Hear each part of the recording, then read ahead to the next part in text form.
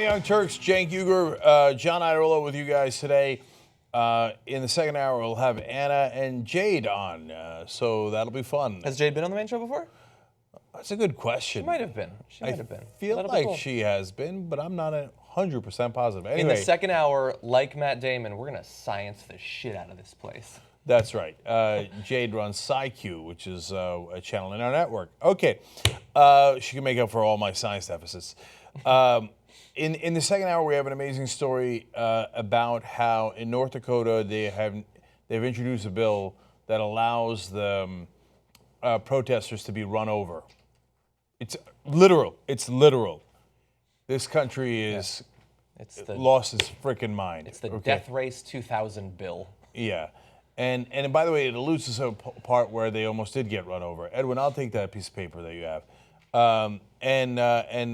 Later in this hour, we've got amazing stories as well, including, thank you, man, appreciate it. What's the one that I'm super into? Oh, yes, the reaction taking away Obamacare. I think that's a super interesting story. I think Tom Price's corruption, he's set to lead the Health and Human Services. That's an amazing story. Well, and also what I love about it is to make room for a Trump nominee's corruption on the rundown, I had to bump off a story of obvious corruption by Donald Trump. Himself. That's the administration that you need to get ready for. That's right. But before we get started on all that, I got to do two things with you real quick. One is check in on how we're doing on tytnetwork.com/go. This is our, of course. Yes. 827. Okay, great. It can totally happen. Yeah, now we're right there, guys. But we got to get there by Friday, and there's not a lot of days between Monday and Friday.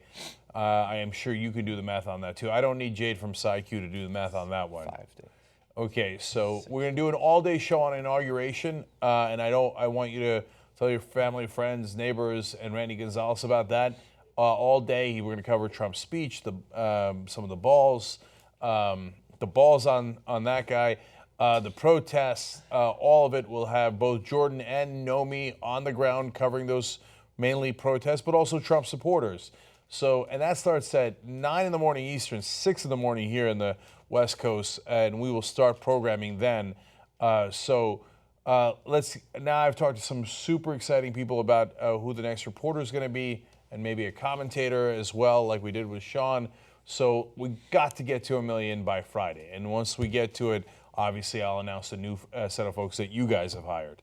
Okay, and now last thing here as we get started, it's going to relate to all the stories we're about to do. It is Martin Luther King Day.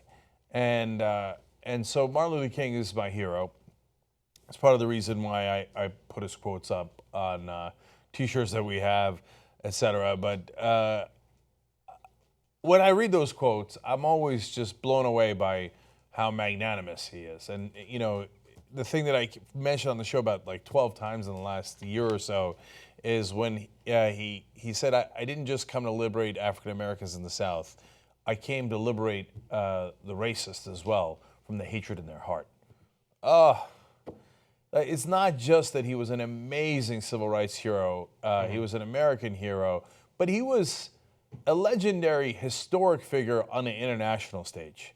So that's why I think Martin Luther King Day is so important. Well, you know that someone is an important figure, like a transcendent figure, when even people who don't agree with a single thing he said and don't want to actually join him in fighting towards the same goals have to at least admit, they have to like put up the picture or the quote. Like Paul Ryan is like tweeting out about MLK. Like he doesn't actually care about MLK. It's just he's such a revered figure that they want to use his words even though they don't share the values like they do with Jesus. And it's the same exact thing. And that's how respected he is. Yeah, we're going to get into Trump's reaction in a second too, but by the way, for those the right-wingers who claim, Martin Luther King was a Republican, he would have voted with us. He said about Barry Goldwater, I don't know if he's a racist, but he has set up an umbrella under which extremists of all stripes take protection. Okay, I'm pretty sure I know what he would have said about Donald Trump. You don't think that he would have voted to confirm Jeff Sessions? I'm pretty sure about that as well. We'll never know. By the way, if you're wondering, I know Jesus was doing an MLK Day sale on shoptyt.com, of course, understandably so, on Martin Luther King shirts. And so that's 15% off. Use the promo code MLK. Time is always right to do the right thing. I just butchered that quote, even though I just saw it. Okay, there's that T-shirt. But the Look other, at Paul Ryan over here. yeah, the other T-shirt that there it is, that I love and I wear. Unfortunately, I don't have it today because one of you bought it off my back in one of the telethons that we did. Ironic. It says, "We must straighten our backs and work for our freedom. A man can't ride you unless your back is bent. We are the unbent. We are the unbowed." Okay. And thus far unbroken. Yes. So long live Martin Luther King. And if you're a legend like him, you live for the ages. Yeah. Okay, now let's get started. Okay, lots to get to. Let's start off with a story you might have heard a little bit about over the weekend. Congressman John Lewis is apparently not a massive fan of incoming President-elect Donald Trump. He spoke with Chuck Todd over the weekend and made that very clear, as you'll see in this clip. I don't see this president-elect as a legitimate president. You do not consider him a legitimate president. Why is that? I think the Russians participated in helping this man get elected, and they helped destroy the candidacy of Hillary Clinton. I don't plan to attend the inauguration. It would be the first one that I miss since I've been in the Congress. We're gonna have a little bit more video from earlier today, but yeah, I mean, saying that he's not a legitimate president is about as strong a statement as a elected official can make about an incoming president. So I'm conflicted on this. I think I have a relatively unique opinion, if you can be relatively unique. So first off, isn't it amazing that how history has flipped on its head? So John Lewis, a civil rights icon, he literally had his skull cracked in Selma, Alabama, and that was not the only thing that he participated in. He took the lectern at the "I Have a Dream" speech. It's the same day that Martin Luther King did. So they do the March on Washington, and among those speakers was John Lewis. He was considered among the Big Six, and he's the only one that remains alive of the Big Six that organized all the civil rights era marches, protests, and then eventually won and got us the Civil Rights Act and the Voting Rights Act, which now the Republicans 50 years later are in the middle of destroying. And so you can understand why he's a little bit aggrieved that 50 years later we are now regressing. So the part I like of what he's doing is he's organizing resistance, just like he did 50 years ago. So I like that a lot. Yeah. Now, the reason why I say we live in a topsy-turvy world is back then, the right wing used to accuse the NAACP and other African-American organizers like Martin Luther King of being in bed with the Russians. And they were called communist, un-American, by the way, by people like Jeff Sessions, who now is set to be the Attorney General. So the world has completely turned on its head. Now John Lewis is saying Jeff Sessions and those guys, mainly obviously Donald Trump and his administration, are in league with the Russians and hence illegitimate. So the part I don't agree with is, I think that saying he's illegitimate doesn't really quite mean anything. And so that's not how I would frame it. Yeah. And I'm sure that John Lewis will be like, I'll take that under advisement, Mr. Talk Show host. Okay. Yeah. So I hear you on that, okay? But to me, now the Russian thing is just, we've now gotten to a point where it is way overhyped. So both sides drive me crazy, the people who say, and including someone in our network who say, no, I don't believe it, I don't believe it, I don't believe it, right? There appears to be significant evidence that the Russians, quote unquote, interfered, right? But what does interfering mean? They didn't hack the vote.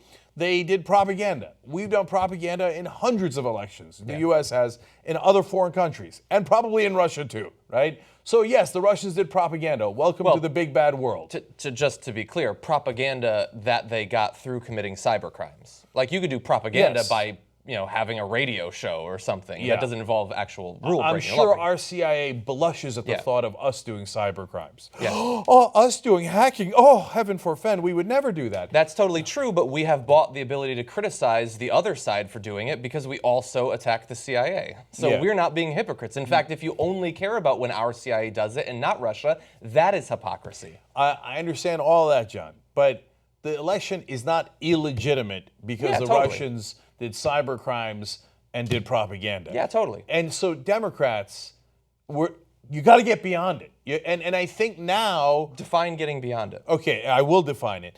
One is you attend the inauguration, okay? Now, I can't stand Donald Trump, and I will fight him, I would argue, just as aggressively, if not more aggressively, than literally anyone in the country for the next 4 years, okay? But that doesn't mean that you don't go to inauguration. It's just pomp and circumstance anyway. It's silliness. Are you going? So I have no role in inauguration. All talk. Right, but we are doing an all-day show about it, That's right? true. And so if they try to delegitimize Obama in this way, and they did, we yelled at them, right? But even their congressmen were a little hesitant to go on the record to do it. Now here, John Lewis is going on the record and saying he's not a legitimate president. First of all, I don't really care who thinks he's legitimate or not because he's the president. So I hate that, but it is, and he is. That's the reality. So you can play word games all you like, but it ain't going to change it.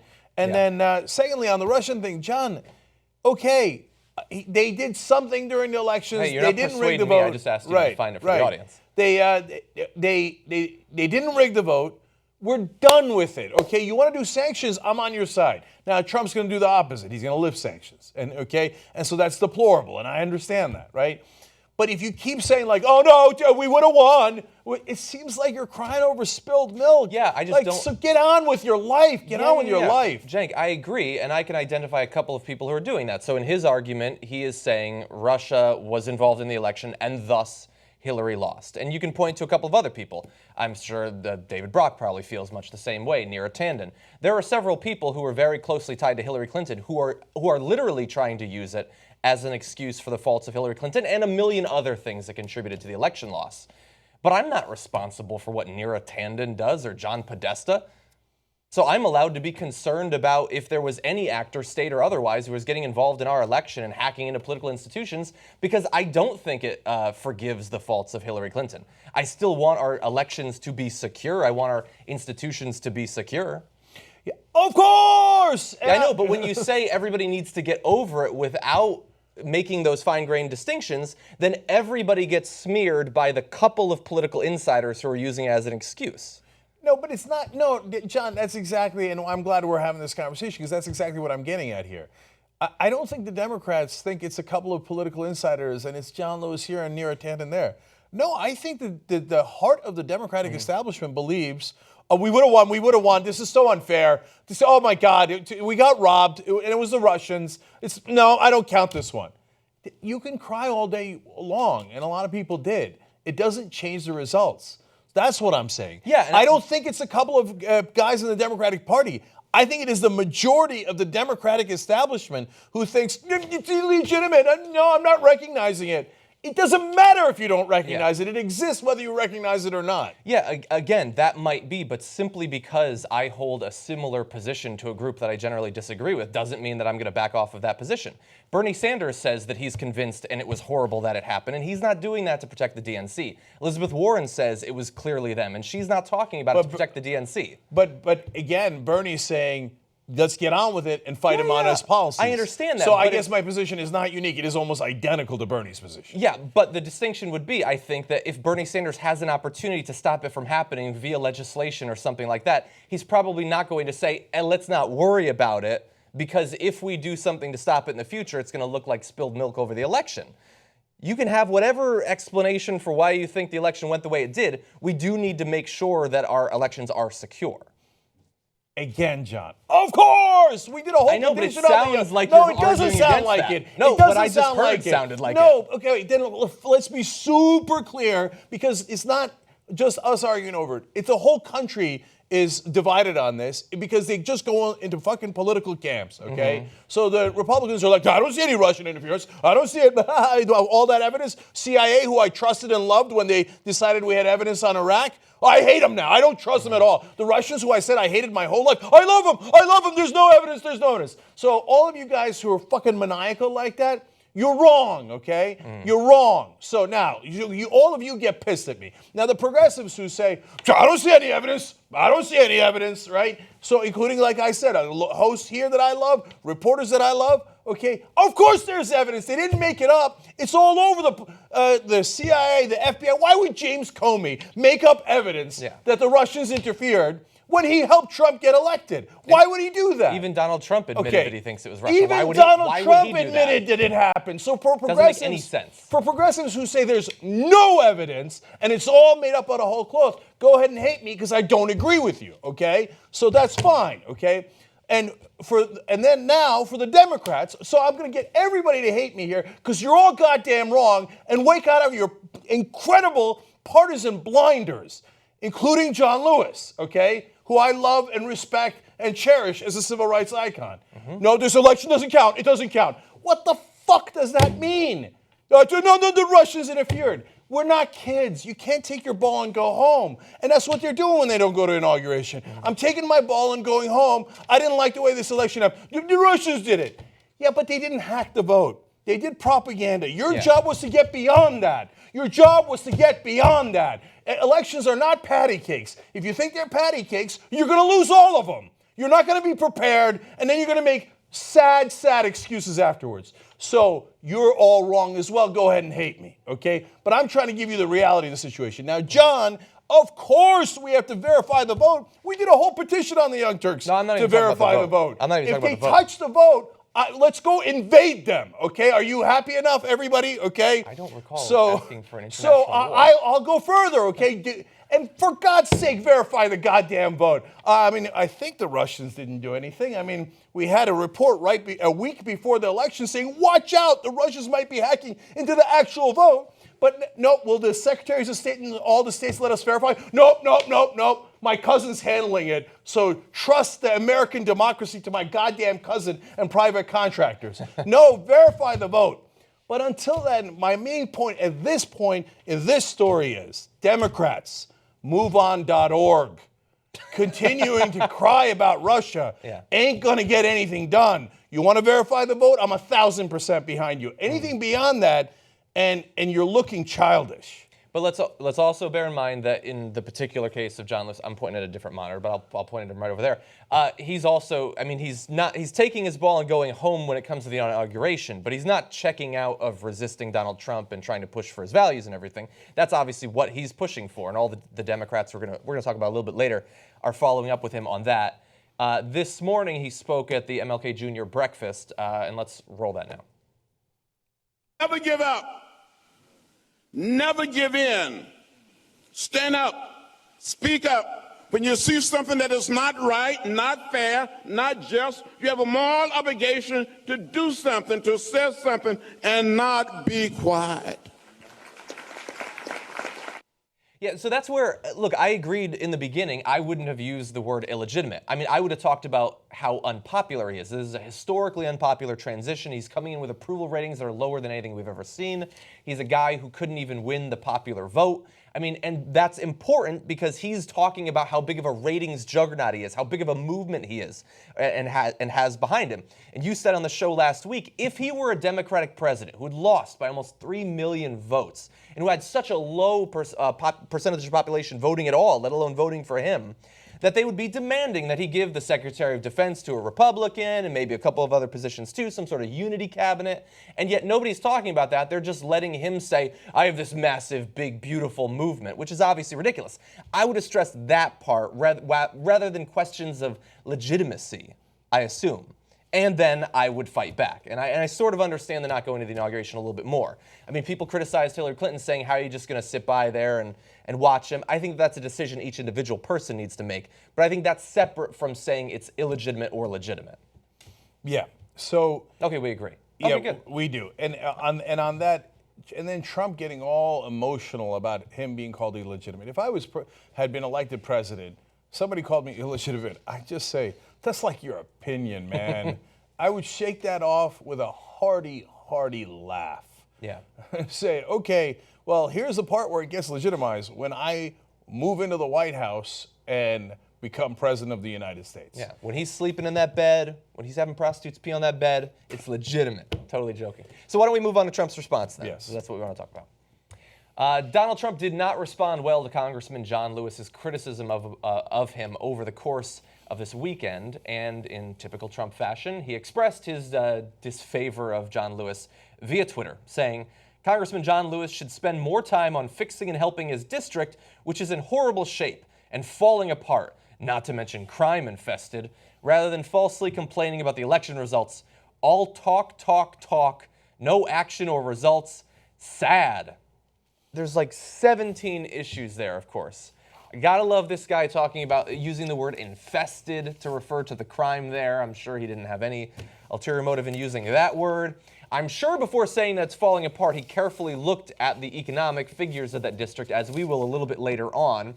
And then, I'm sure it's on purpose, but calling John Lewis a man who is just talk, and no action, that's difficult, man. That's a difficult case to make there. This is not only a guy who spent years as a political activist doing far more than just talking, including having his skull split open during the crossing of the bridge in Selma. This is also a guy who transitioned from being an activist into an elected official who served for multiple decades. At that point, I don't understand what more action you can have. He's a guy who led a sit-in on the House of Congress last year. That just happened. Yeah. So I like that you're focusing on that part, because I'm going to focus on the other part, the racist part. Yes. So The infested was definitely racist there. yeah, no, all of it was Yeah. racist. When he says that it is littered with crime, wait, how do you know that? Did you attach any sources, do a link? Did any of your, henchmen, officials, whatever you want to call them afterwards, come out and talk to the press and go, actually, the president-elect had done some research on the 5th District in Georgia ahead of time, and that this is what he was referring to, and you'll see how the crime rates and the median is much higher, median income is lower, unemployment is higher, et cetera, and this is what he was referring to. No, he didn't do any of that. They didn't do any of that. The reason that Trump referred to crime and infestation is because John Lewis is black. And that's it. That's it. So now, look, the Trump lovers who are racist, you're never going to convince them, right? They're going to be like, no. All the cities with the blacks are all crime infested anyway. Trump is right. What do you mean I'm racist? What do you mean? But hey, what do you mean all the cities are? Don't the cities vary? I don't care. They're full of blacks. Yeah. I got it, dude. I got it. You're a racist. Look, I'm moving on past you, right?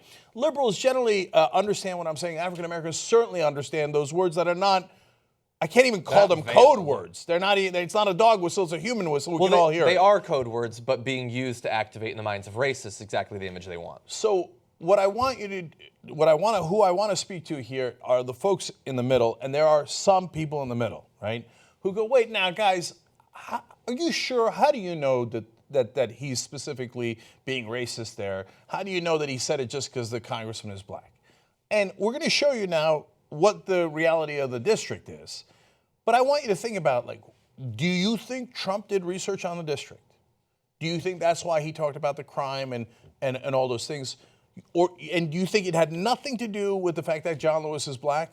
That if it was a random white congressman in the middle of Kansas, that he would be like, oh, your area is horrible and crime infested. He did research he didn't do research on Kansas or Atlanta. He doesn't know, right? So why do you think he picked John Lewis and decided to attack his district? Yeah. Now, they're having a beef, I get that. But if he was having a beef with a guy from, any suburban area, Rhode Island, Hawaii, do you think he would have said that? I don't think so. You know he wouldn't have said it. You know it in your heart. Yeah. I do want to give Trump a little bit of credit, because those tweets that we just read came a little bit later on in the morning. Earlier, he tweeted, Congressman John Lewis should finally focus on the burning and crime-infested inner cities of the U.S. I can use all the help I can get. So the flames were put out between 422 and 450. So that is good news for us. And look, we understand what's going on. I don't even know whether he thinks that all inner cities that's where all the black people live and that's where all the crime is. But he knows that the white viewers of his tweets think that. And so he's saying this for their benefit. And if you have any doubt about his views of African Americans and all of that, have him respond to a question involving African American interests, African American politicians, anything. He will instantly begin talking about the inner city, because in Donald Trump's world, or at least the world he wants you to think about, if it's a black person we're talking about, they live in the inner city. That is the only existence they're allowed in his worldview. And I look, sometimes we give Trump way too much credit. Like, he's actually trying to appeal to the racist electorate that's his base, and that's why he's doing it. Not that he himself is he's a racist. Oh, I think it's both. He's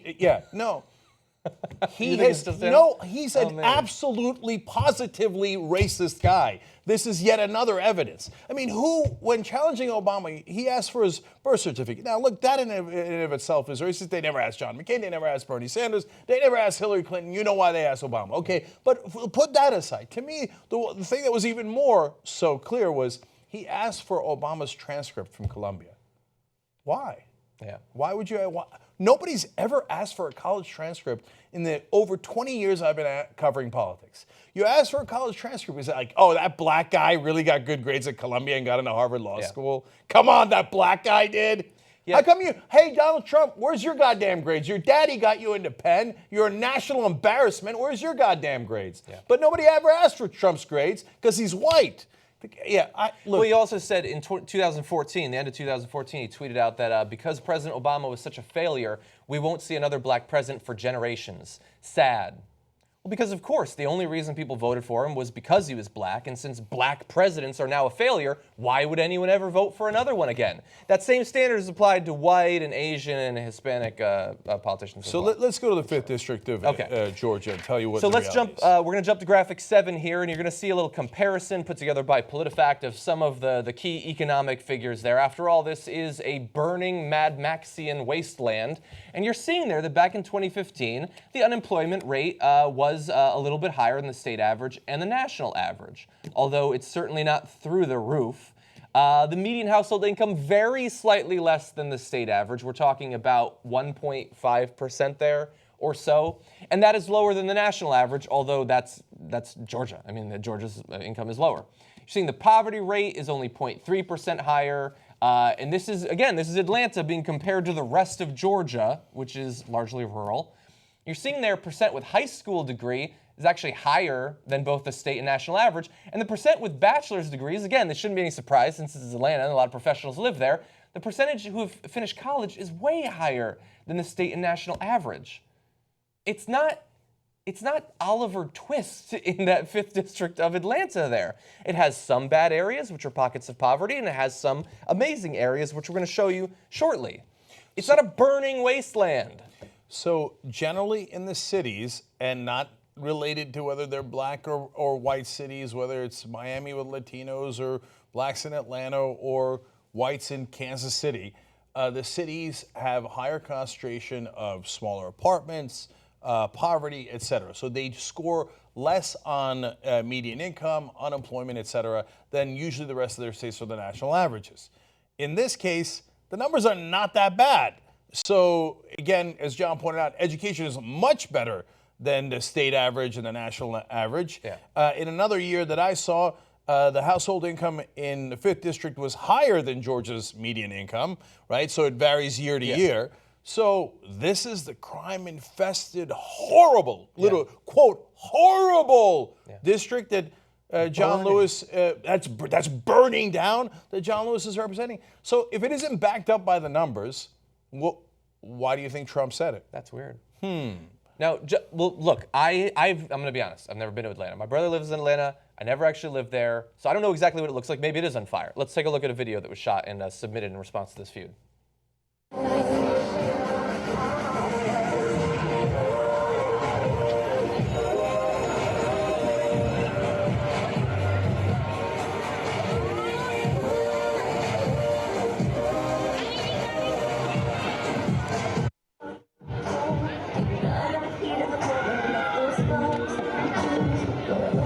Shot, 5th District of Georgia. Wow. I didn't see a single flame. I didn't see a single flame. Yeah, that place looks super dangerous to me. They probably have fireworks from time to time, I would imagine. That's going to sound dangerous at least. And if you can just put up a couple of these just really fast, we'll go through them a few seconds each. You're going to see shots of Atlanta. These are people from Atlanta saying this is apparently, quote unquote, the crime infested Yeah. and, quote, horrible shape that Atlanta's in. And, and other individuals putting up their pictures of their neighborhoods, and the list goes on and You on. will never see a more wretched hive of scum and villainy than Atlanta. And again, some of the top schools in the country are in his district. Yep. Emory and Morehouse, I think, are in his district. And some wealthy suburbs as well. Trump, of course, didn't look into it. And finally, this is why the mainstream media drives all of us crazy. I normally never watch them, but I happen to have CNN on for 5 minutes at some point this weekend when they were discussing this. So Jake Tapper does a segment. He does the tweets back and forth, gives no context whatsoever. And instead of actually going to the statistics like we just did to show you whether it is in fact in horrible shape or relatively decent shape, he goes to Rand Paul, who's a Republican senator, and then asks him, okay, is it in horrible shape or not? But Rand Paul doesn't know. Rand Paul doesn't live there? He's from Kentucky, and he doesn't have any of the stats. But CNN and the mainstream media views it as, well, everything's a he said, she said. Trump says it's horrible. John Lewis says it's not horrible. Oh, look, we brought out Rand Paul, who says, well, Trump overstates it a little bit, but generally he's right. Okay, I've done my job. No, you've done a miserable, miserable failure of a job as always, because you didn't actually inform anyone. How is the district? And of course, did they ever mention why Donald Trump might have actually tweeted that if he has no research to back it up? No, that would be so unfair to Trump, and all of his voters would cry and cry and cry if you suggested the reality of why he did that. Yeah. And it's because Donald Trump is clearly a racist. You would expect, at least from Jake Tapper, like he has so much experience. You can't just have Rand Paul on, who, by the way, has reason to dislike Trump. You have to also have Kellyanne Conway on. That way it's balanced. Come on, Jake, get it together. Anyway, we should probably take our first break. We're about halfway through. Okay. Let's get into some corruption soon. Okay, when we come back, the swamp that Trump is building.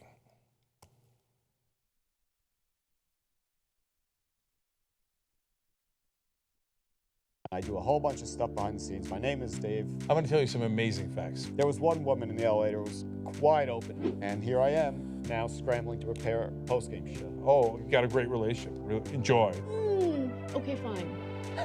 We'll do your budget. It's gonna be a nice fucking middle finger to them. You especially are so schmoopy. More boring, less handsome version of Jack. It was, Only so many ways you can cook a steak, right? Yeah. Sometimes you want some fucking tuna. Maybe edit that out. I thought it was a little embarrassing, but if people like it, I'll do it. Who is hotter? ¿Quién es más macho? There aren't going to be rose petals on the side of the runner. Why am I there? It was the best Valentine's Day I've ever had. How could someone not be attracted to me? I don't know, you did it! Thanks for being members and for being patient with me in this post-game show.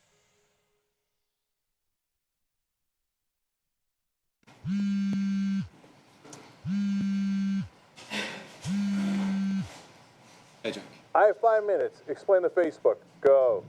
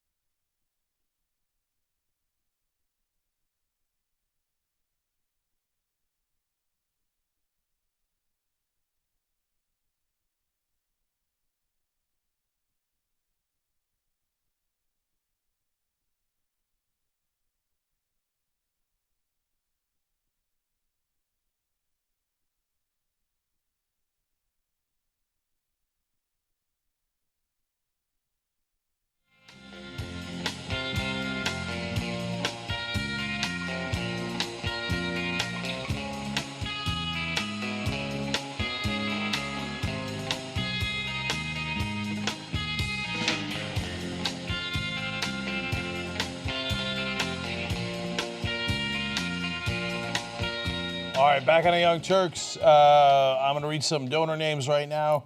And then, Jesus, you'll show me where we are on tytnetwork.com/go. $27 from Jeff from California. Thank you, Jeff. $127 from Scott in Florida. Damn. $127 gets you the Sword in Darkness / Watchers on the Wall t-shirt. And those are going like hotcakes. Larry from Ohio, bless your heart, brother. $1,000. So for $1,000, you get the Sword in the Darkness t-shirt. You get the soundboard on a thumb drive, and you get the TYT ring. So nice. Apparently there are 72 of these rings, or 74. I keep getting confused on the number, but certainly not more than 75. Yeah. Once they're gone, and that's that. So when we do these drives, these are all specific to just those drives. So whenever I see you guys in the Fist shirt, I know you gave to the studio. If I see the Watchers on the Wall, I know you hired our reporters. And I know what the ring means. Yeah. Thank you. By the way, did you hear yet? No. So when we were talking about the Sword in the Darkness on Thursday, I said, semi-jokingly, we have so many viewers, if somebody can come up with the design for the shirt, maybe we have somebody who could actually make the sword. Multiple people reached out to make the sword for us. People who make swords in their spare time. God. How amazing is that? Then I asked for a puppet maker, and I got those too. You guys are unbelievable. Well, that's how we do the show together. All right, let me see where we are, and then I'll read tweets. Oh, you guys are wonderful. That just jumped up by like 5,000. No, by 2,000. $829,925. Obviously, well, let's see. Can we see 835 by the end of the show today? Because in order to get to $1 million, we got 170,000 to go in 5 days, so we got to get going. We have Inauguration Day, right? Yes. Okay, so we can like telethon it during Inauguration Day. Sure, but we're also going to do a lot of the coverage, yes. right? So in fact, the Young Scientist tweets in. By the way, you're going to love Second Hour with Jade from PsyQ, Young Scientist. He says, I'm bummed I'm going to miss the Inauguration Day special, but happy it's because I'll be busy marching in D.C. All right, fantastic. Hey, we might cover you on the special. Yeah. So you might. I'd prefer that you watch a show, but sure, do that. Well, watch it on your phone while you're marching. Yeah. Gev Barrett says Trump is as illegitimate president as Hillary Clinton was illegitimate as a DNC candidate. DNC conspired against Bernie, not the Russians. That's a damn good point, right? If you're going to start calling people illegitimate, we know that the DNC conspired to help Hillary Clinton. Okay, that's it. She was illegitimate. And then what happens next? Nothing happens next. Yeah, I would argue I agree with both of those cases. But again, if you're going to care about one, you should care about the other. That goes both ways. That's right. Tennessee Badger says, first GOP claimed Obama was an illegitimate president. Now Dems are saying the same about Trump. They both won according to the electoral system. I agree with Tennessee. MES says, once again, Cenk changes my opinion. Dems should attend Inauguration 2017 to bear witness. Not showing up solves / proves nothing. We're gonna talk about that a little bit later on. We'll see. Okay. We'll see. And then Michael Gibbs says, this is what the next 4 years will be like. Someone criticizes Trump. He angrily tweets, distracting from government numbskullery. Okay, so not on our watch, Michael, because we're about to present you government numbskullery. There you go. That is my new favorite word. We're going to make a shirt to commemorate it. Tom Price is Donald Trump's pick to be the next head of the Health and Human Services Department. It's an incredibly important position in a regular year, but especially important now. Because as a country, we're talking about the possible repeal of the Affordable Care Act and its replacement with something. And this would be one of the most powerful players in actually making that happen. And so his commitment to ethics and making the right decisions for the American people, not for any corporations or his own personal interests, will be the most important thing going forward. And there's a lot of reasons to question whether he is going to be able to meet those standards. Take a look at what happened last year. Representative Tom Price bought between $1,000 to $15,000 worth of shares last March in Zimmer Biomet, which is a medical device manufacturing firm. Less than a week after the transaction, he introduced the HIP Act, legislation that would have delayed until 2018 a Center for Medicare and Medicaid Services regulation that industry analysts warned would significantly hurt Zimmer Biomet financially once fully implemented. After Price offered his bill to provide Zimmer Biomet and other companies relief from the CMS regulation, the company's political action committee donated to the congressman's re-election campaign, records show. It's actually a little bit worse than that. Not only did they donate money immediately after he put that bill in, which, by the way, was after he bought some stock, they also donated after he had written a letter to try to get those regulations from going into effect before the legislation. So in both cases, he made this little move, and then immediately money was diverted to his re-election efforts. Okay, so let's talk about how brazen this is. Zimmer Biomet is the world's leading manufacturers in knee and hip implants. The bill was about exactly that same issue. What a wonderful coincidence. It just so happens that Tom Price happens to care so much about knee and hip implants. The fact that they're giving him campaign donations and he's invested in their stock, which he hopes will go up, well, heaven forfend, that would have nothing to do with it, of course. Are you saying there might be personal corruption involved here? Yeah, that's exactly what I'm saying.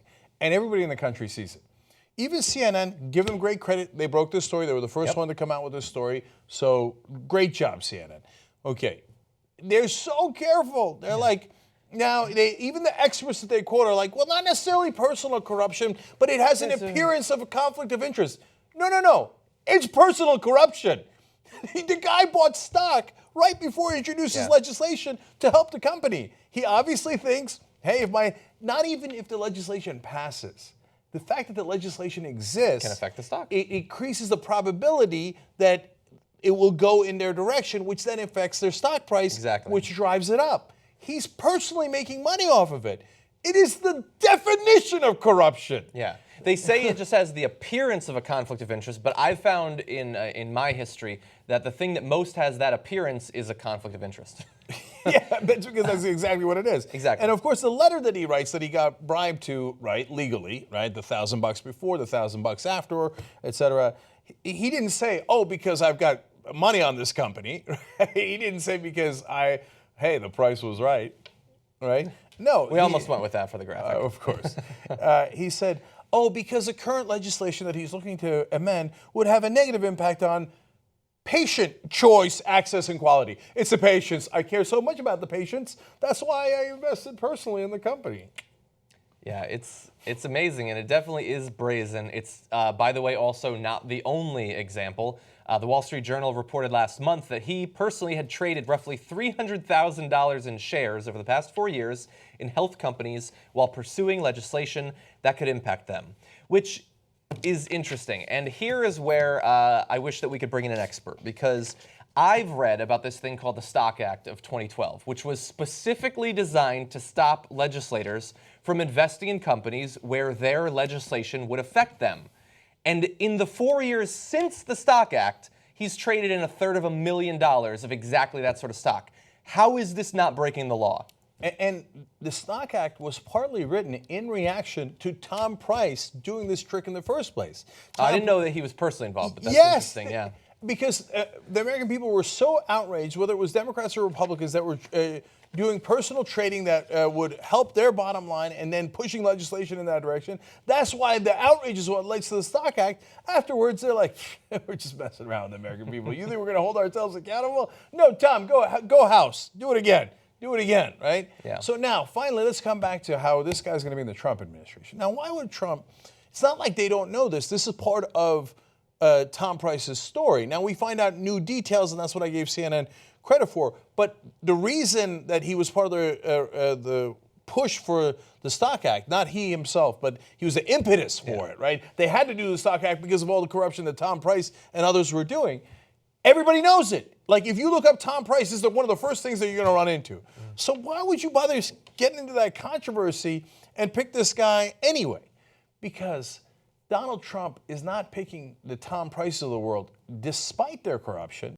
He's picking them because of their corruption. So the plan is, hey, I'm going to do record-breaking corruption. Now, if I get guys who are ethical in here, they might hold me accountable. But if I get guys like Ben Carson, who just said in his congressional hearings, no, I don't care about Trump's conflict of interest, and if it turns out the decisions I make him rich, good, I have no problem with that. He didn't pick him despite that. He picked him because of that. He didn't pick Tom Price despite the fact that he has clear and obvious problems with conflicts of interest and corruption. He picked him so that Tom Price wouldn't hold him accountable. Yeah. Tom Price would say, I mean, what am I going to do, throw a rock? I live in a giant glass house of corruption. He just wants to get involved in it. So Yeah. he's purposely building an administration built for corruption. Yeah. Yeah, that's the whole drain the swamp thing. That's just projection because he knows what his goals are. And honestly, the more I think about it, the more the Ben Carson hearing scares me the most out of all of them, I think. Even though it's not related to war and stuff like that, and obviously there's going to be huge civil rights abuses from Sessions, and he needs to be stopped. Carson is, I think, the most brazen indication that Trump is picking people specifically so he can loot this country. And those were layups handed to Ben Carson, and he could not reassure us that they were not going to hand over the wealth of this country to Donald Trump. Yep. Anyway, we're going to have more corruption for you tomorrow. As we said in the intro to this show, we had to bump a corruption story to fit in a corruption story, and that's all happening in just one day. Okay, let's turn to something slightly different. Republican politicians who support the repeal of the Affordable Care Act are already receiving a lot of pushback from their constituents who aren't in favor of it, since after all, it's a program that has very high approval ratings, which seems to be lost in all the talk about its repeal. And as a result of that, some of them are having to face hard questions. Some are being forced to sneak out the back door of a building to avoid hard questions. And we've got an example of that right here. This week, Representative Mike Coffman, a Republican of Colorado, co-authored an op-ed in the Denver Post with his fellow Republican congressman from Colorado, defending their support for repealing the ACA. The lawmakers promised a Republican plan that, quote, envisions expanding protections that existed before the ACA was even around, and did nothing to reassure their constituents who are worried about people losing health insurance in Colorado. So Coffman comes back and he has this event where he's going to meet one-on-one with constituents. It was supposed to run from 2 to 3:30 and allow for those one-on-one conversations. Because of the turnout, which he wasn't expecting, he met with them 4 at a time, ultimately speaking with only about 70 people, according to his representatives, and leaving far more waiting. He also left before the event was even supposed to end, and he didn't walk out triumphantly. It looked a little bit more like this. There he goes. Next time, please be sure you hear all your constituents. That still wanted to speak to you. They are. You might want to go in there now. That's where the riot's going to be. Have a good afternoon. Okay, he snuck out, and he snuck out early. God, and he snuck out early. That was the back door, and he snuck out of it. So there's a guy who was number 41 in line, and he said they didn't even come close to getting to him. So he's like, I don't know where in the world they got the number 70 for the number of people that they met with. He says 17 to 20, he thinks. It is the actual number of people that he met with. Now, if you say, well, look, hundreds of people showed up, to be fair to him, it would take a long time. Well, he could have at least finished how long the meeting was supposed to be. He could have gotten to maybe 21 to 25 people, right? But he didn't want, and they very clearly said to anyone coming in, the very few, about 20 or so that did make it in out of the hundreds, this is not to be recorded. Why does he sneak out the back? Why doesn't he go talk to the overall crowd of his constituents? Because he doesn't want it on tape where his constituents are yelling at him, going, I'm going to lose my insurance. And what's going to happen to me if I lose my insurance? That looks really bad. Look what happened to Paul Ryan. Yeah. So that's why he's got to get the hell out of there. It's not like he's their representative or anything, right? Of course he is, but in reality he represents the donors, and that's why he wants to get the hell out of Dodge and get back to a safe little fundraiser where all of them agree that we should get rid of everybody's insurance so that the richest people in the country can get on average $7 million, which is what's going to happen when they repeal Obamacare. Yeah, I absolutely love that this happened. I'm sure that these sorts of events generally are like TA office hours in college. Like nobody goes there. He goes for an hour and a half. He sits, he plays Candy Crush, and then he goes home. The fact that his constituents, and hopefully this is being replicated for congressmen around the country, are fighting back against the people who are trying to repeal Obamacare without any replacement in sight, that is exactly what needs to be happening. Also, I have no idea what backdoor politics is, but it makes me incredibly uncomfortable. I don't know what that is. I don't like it though. Anyway, okay. Why don't we return to something we had a bit of a disagreement about a little bit earlier on? Actually, before we do, let's go back to Kaufman for a second. Okay. Right? I want to make one more point. So Kaufman runs, and for the first time, I began to think, I believe they're going to repeal all of Obamacare. I think they're going to say, damn the torpedoes. They have no brakes in the car. It's just going to be like, 20, 30 million people, we're going to throw them off of insurance, and we're going to give the giant tax raise. Like, who cares, right? But for the first time, as I saw hundreds of those people gathered and are super pissed, I began to think they might reconsider. Like, they might reconsider in the middle of the repeal. So I'm not talking about the huge protests this weekend that happened all across the country, in Maine, in Portland, and in Colorado, and the list goes on, right? I'm not talking about organized Democrats trying to, get them on the record. No, I'm talking about real people. One of the women in that local news report that I watched in Colorado where Kaufman ran, she said, I have a pre-existing condition. It's breast cancer. I used to be on my husband's health insurance when he was employed, but my husband died. So I'm on my own now. Now, if they take away the Affordable Care Act, I have a pre-existing condition. I won't have insurance. I can't afford it. Yeah. What happens if my cancer comes back? And then she started to break down and cry and saying, I could die. Now, that is some heavy stuff, and that is going to happen to millions of people across the country. So these Republicans with no brakes in their car, I don't think they realize what they're messing with.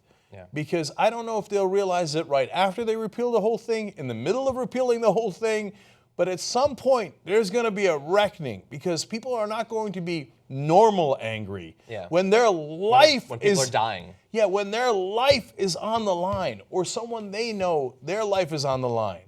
Then stuff gets super serious. And if you saw that Aurora, Colorado crowd, they're all white. It's not like, oh yeah, the minorities, they don't want to die. Right? No, Kaufman's in a Republican district. The white people in his district also don't want to die. Yeah. So, I mean, look, buyer beware, okay? You guys think that you're in charge of everything and there are no rules left anymore and standard politics doesn't matter and you could just crush your voters to oblivion and hand everything over to your donors. Okay, but you might have a routing coming in your direction that like we've never seen before. Yeah, I mean, there are some issues that it's difficult to explain to people how bad it is, or that doesn't really have a human face to it. But as one of the consequences of what's going to happen to literally 30 to 33 million people, every one of those people is going to be a political ad against these individual congressmen. I mean, people are literally going to be dying because they're thrown off of their coverage, or we talk about some of the components of Obamacare that are incredibly popular, and I think we often forget about one of them, but it's minimum coverage in these plans. And before, you could have health insurance for people, but it wouldn't cover the things that they're actually sick with. Like, for instance, you could have coverage for somebody with cancer and it doesn't cover chemotherapy because there were no minimums for that sort of thing. Obamacare instituted those sorts of minimums to make sure that the health insurance actually meant something when you had it. But they're going to get rid of that too, theoretically, which means that people are going to be dying of things that could have easily been cured under the system we have these days. See, what Obamacare gave them a taste of, and it was wildly imperfect, and we were right all along that they should have had a lot better checks on pricing. That progressives said that, not conservatives, progressives, okay? And we wish they had the public option. We hope that they go to Medicare for all and single payer. And now all of a sudden people are beginning to discuss that like it's a legitimate option. So thank God for Bernie Sanders and the people who fought for that. And maybe through this disaster when they repeal it, we will go in that better direction. But what Obamacare did do, to be fair to President Obama and all the people who passed it, is it gave people a taste of what a decent society looks like, where we actually take care of one another. And now when you try to take that back and go, no, you're back in the woods, and if you got anything wrong with you, we feed you to the wolves and we move on. And I think that people are not going to want to go back to that madness, that indecency, and to those woods. So there's some chance they leave the Republicans in those woods and come back in this direction. You know, just to what you said, it's funny because I just read a poll about this, about some of the effects of Obamacare being taken away. And so they polled people who had gained insurance through the Affordable Care Act. And this is controlling for them using it. So this is not even people who have used their health insurance in a big way. Simply having it, they expressed higher life satisfaction and also felt more secure in their health. Like they felt better about their body and their life. even though they hadn't had to use the insurance for anything, simply having it. And that's a demonstration of what you're saying. They felt like they were in a civil society, that they were in an advanced society. And by the way, that's what your government's supposed to do for you. If it works well at all, it's supposed to give you some sort of peace of mind that we're in it together, that you're not going to die in the woods by yourself. Yes. That like the reason we do taxes is, hey, if we pool our money together, we can build a road. And then, hey, we could have more jobs because we have roads. We can build literally bridges, right, to one another and to cities, etc. And we can give ourselves a little peace of mind that we're not going to die alone in the woods. Yeah. And I'm not saying the government does everything right, and does it overstep? Of course it does. Look at our Defense Department and all the wars we've started, and the list goes on and on, right? But that is the best of us. And we had a little sense of it for a couple of years now. And if you take that away from people, you take away their hope and their peace of mind, politically speaking, Republicans don't get it. There is going to be a significant, and I would argue, massive reckoning. So that's what I look forward to. I don't look forward to all those people being in a lot of trouble, right? And that's why we fought so hard against Trump. Bernie says the estimates put 30,000 deaths a year if Obamacare is taken away. That's worse than any war we've been involved in I don't know, since the Civil War, maybe? 30,000 deaths a year that could be avoided? And far, far worse than the big boogeyman terrorism that they talk about. Yeah. Okay, last story. We sort of already covered it. If you want to, I just feel bad because Jade hasn't been on before. Maybe we could end just a minute early on the first hour. Oh, wow. Give him a full second hour. Yes, it was about the Democrats that are skipping the inauguration. And you know what? The number's going to go up. We'll cover it on Wednesday. We'll have even better quotes then. All right, sounds good. All right, John, everybody check out John on Think Tank. Before we go, let me read some quick donor names and show me the update of tytnetwork.com/go. Did we hit 830? I know we did because we were right on the door. And now we have 127 from Stephen from Arkansas, Nice. 127 from Abby from Colorado. Woo! Whoa! 832, 137. Damn. Because we have 1,027 from Brennan in Colorado. Thank you, Brennan. Thank you, man. Look at Colorado today on the show. I know. All over the place. Colorado Thank you, Brennan. showing up huge. And thank you to everybody else. And I talked to some of the reporters who were considering hiring over the weekend, and I am super excited. They're all fantastic. And there's so many stories to cover. I'm talking to Naomi, I'm talking to Jordan, I'm talking to all these guys, and we got to get out there, man. We got so much road to cover. So that's tytnetwork.com/go. Anna and Jade, when we come back, and some of my favorite stories from today, including what's happened in Mexico. And that story is not about the Clintons, but I think actually that story shows how the Clintons. So it's a fascinating combination of U.S. and Mexican politics. Well, I was going to say, I certainly think Hillary led to Trump. Well, that's a little bit more empirical. All right, we'll give you that story when we return.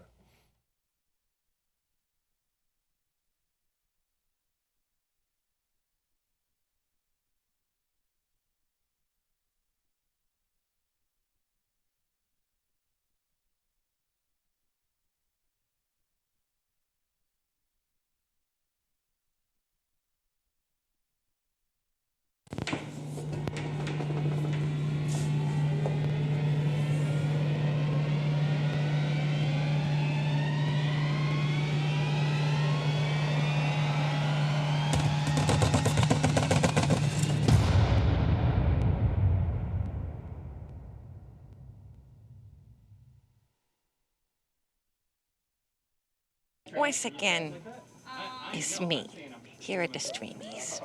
You people have thought that I was here to interview people. Instead, I was here to take it over for myself, my own agenda. Congratulations on your award. Quick question, who's keeping it? Well, we have a collective safe deposit box in Peoria, Illinois that we will be putting it in. You have to plan ahead. She's gonna lay like this. You could hang your tank tops on it, and then I could put my coat on it. Or maybe a towel. I can hold your award. I'd be happy to do it. Okay, good. I'll just hold this real quick. Can you just get this for my mom? Just she has no idea the difference. I love how the different shots that you use, and I love how we really get a glimpse of sort of your day-to-day life, but you show it in a really unique way. Was that intentional to sort of set yourself apart using editing, using camera work? No, I just think that like watching somebody's daily life is really fucking boring. And the only thing that stands between boring and interesting is an edit. This year also has been a pretty big year for you politically. You have sat down with, I mean, do you want to just name, Hillary Clinton. Yes, our next president, hashtag I'm with her. Oh! I'm just going to put that out there. I mean, I already knew that, but I feel like it's powerful now. You just said it, you know? I mean, come on. I'm actually going to Florida next week and knocking on doors and trying to get all my fans, make sure the millennials, you go out and you vote is very important. What's next? Oh, what's next? Oh, just, world domination. Yes. And stuff. More matching tattoos with grace. Yes, exactly. But honestly, what's next is whatever I can do to be a positive light in this world is what I'm going to do. Did you ever think when you started making YouTube videos that you'd be holding an award? Yes. You did? Yeah. An Oscar. You're the first. Okay. Oh, right. Okay. You're the first person that said other people. They're like. People always ask me that. Did you think you were gonna have 10 million subscribers? Did you think you were gonna be in a movie and all this stuff? And I say yes. You have to believe in yourself, ignorantly almost, or arrogantly almost, to the point where you have to believe in yourself when no one else does. So obviously, I believed in myself. Once again, I am here, backstage. Thus far, no one has suspected that it's not really Grace as an imposter. Good. So congratulations on winning Show of the Year. Did you expect this? I was hoping. I was thinking they were going to be top 3. I thought Good Mythical Morning might take it because they're a great show. They have a great audience. But I'm glad they didn't. Is that okay thing to say? I'm glad they lost. I'm glad they lost. I mean, I'm glad I won, but also that they lost because that's the only way that I would have won. Yeah. I've watched your videos since I was like a kid. Like I don't know if I was a kid, but for a while. I'm a dinosaur on YouTube now. No, I wasn't gonna say that, and you're not. Okay. Cool. But hey, you've been doing good content for that long. That's what's awesome. And also, if I'm a dinosaur, what's Jenk?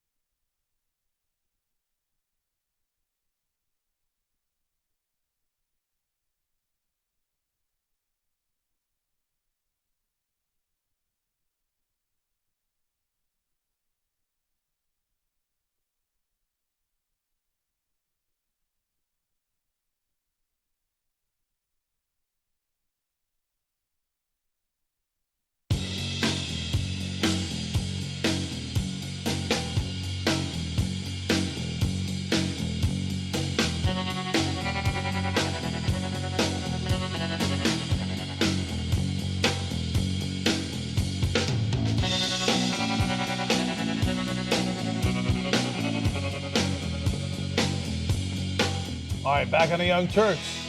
I've got two blonde hosts with me.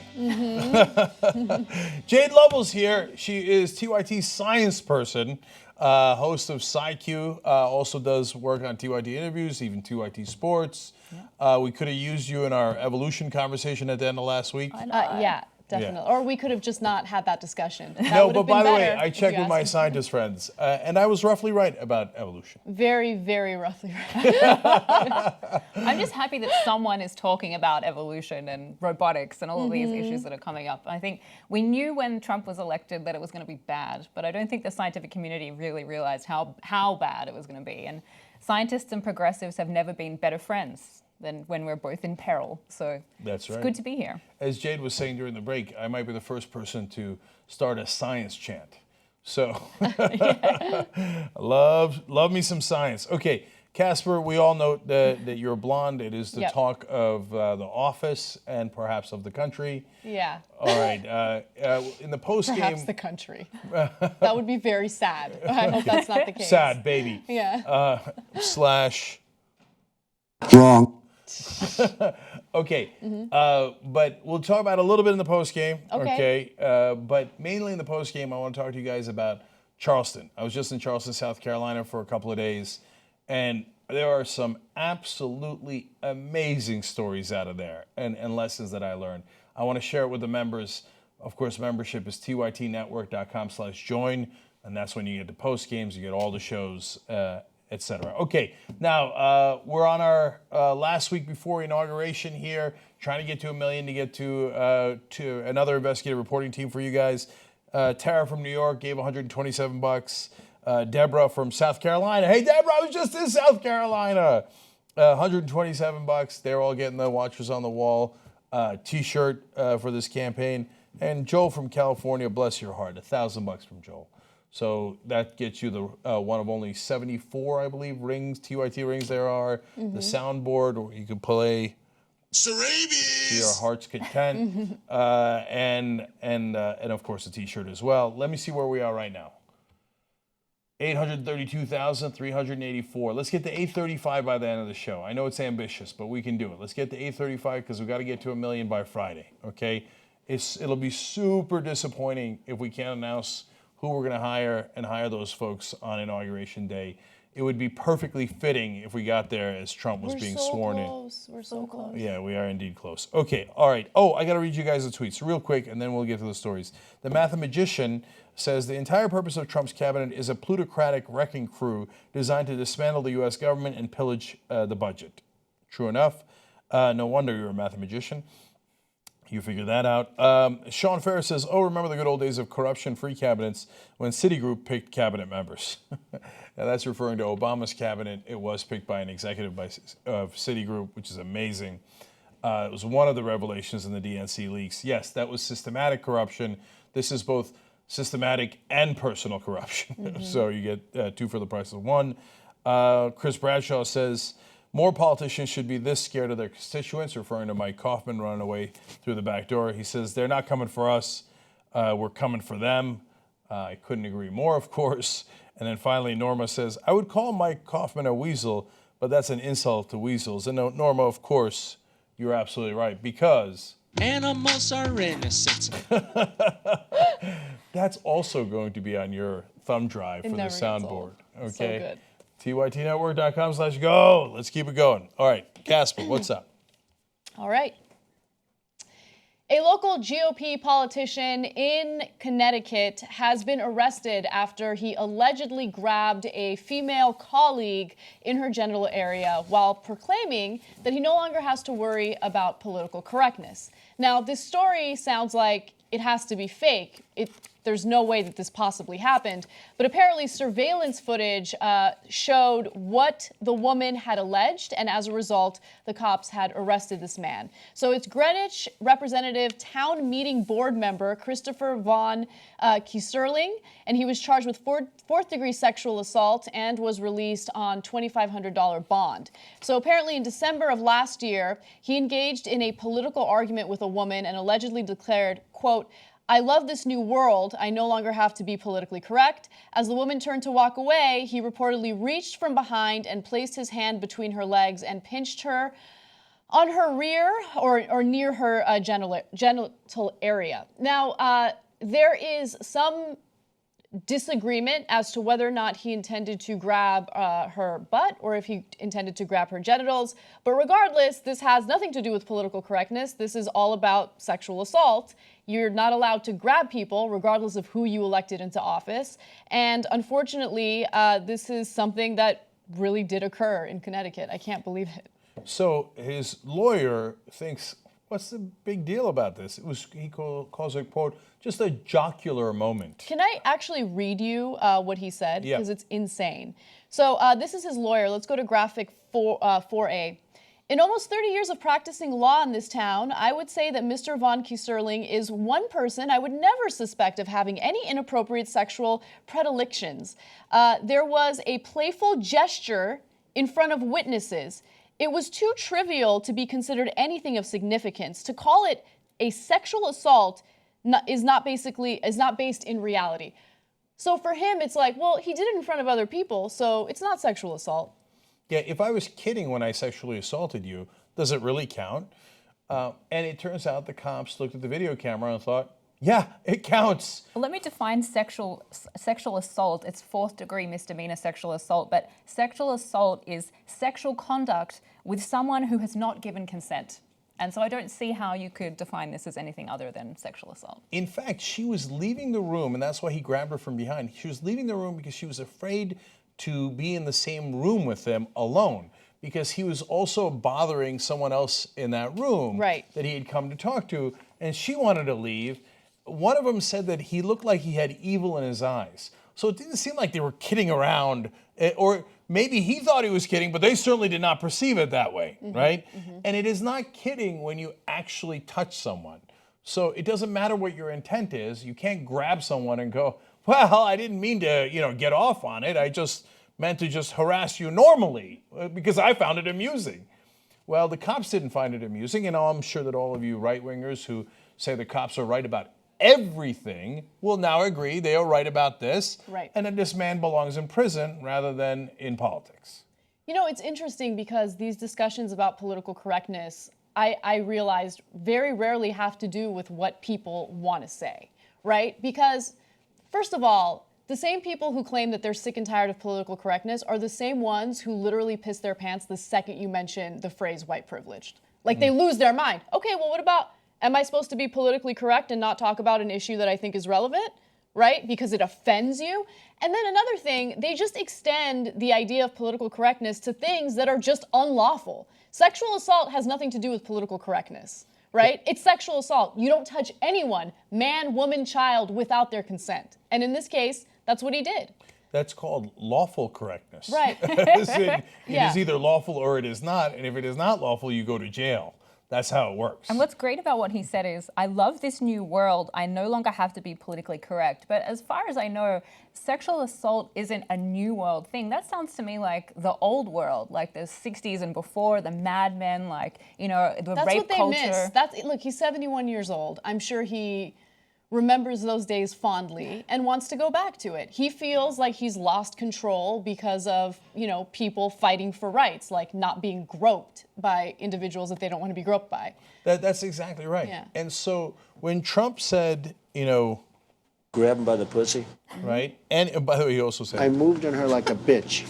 Which every time I have to note, that makes no sense, right? That's like a thing that the 40-year-old virgin would say. Like, I moved on her like a bitch. Wait, then you're the bitch. Okay, anyway, so when he said it and got away with it and wound up becoming president, that empowered all these guys to think, oh, great, we're back. The good old days for us, the bad old days for everyone else is back. Now I won't get in trouble when I grab their ass or grab their genitals like we used to do in the old days. And back then, that wasn't sexual assault. That was my privilege. And you had to just sit there and take it because you weren't equal to me. Well, they hate equality. They can't stand equality. They're like, the good old days when we used to be able to assault anyone we like and get away with it. Yeah. He thinks those days are back. Come to find out, the cops don't agree. Yep. All right, let's move on to North Dakota. Protesters won a huge victory after the North Dakota Access Pipeline halted construction. However, The corporation behind the pipeline plans on continuing construction, and so as a result, some of the lawmakers are already proposing legislation in the state that could take certain protections away from those who want to continue protesting. So there's a new bill, a bill that state GOP Representative Keith Kempenich introduced, and it would exempt drivers from liability if they accidentally hit a pedestrian. Now, he's been very honest about his intentions regarding this bill. He said that it does have to do with protesters, and he specifically wants to ensure that if protesters are blocking roads and drivers accidentally hit them, well, they don't have to worry about any liability there.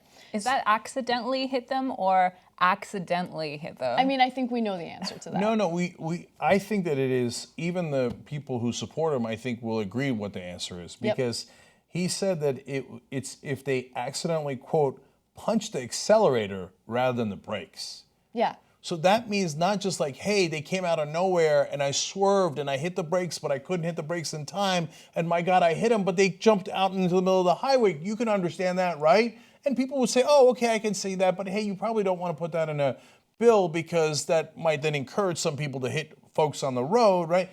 That's not this debate. He's saying, if you see him, you can hit the accelerator, and I'm going to let you get away with it. It's insane. He's literally encouraging them to run people over in the streets. I have a question about this legislation. Isn't it already legal that if you genuinely accidentally hit someone that shouldn't be on the road, like they've jumped in front of your car, isn't that already not a crime?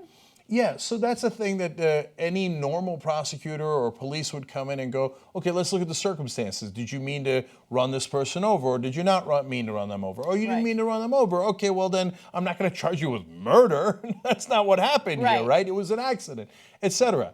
This bill says even if you kind of meant to and you hit the accelerator, you hit the gas and ran them over, I'm going to let you go because they're protesters. Because it's not like we live in America and protesting is in the First Amendment of the United States Constitution. These guys are the ones that claim that they love the Constitution. They never even read it. So let me be clear about something.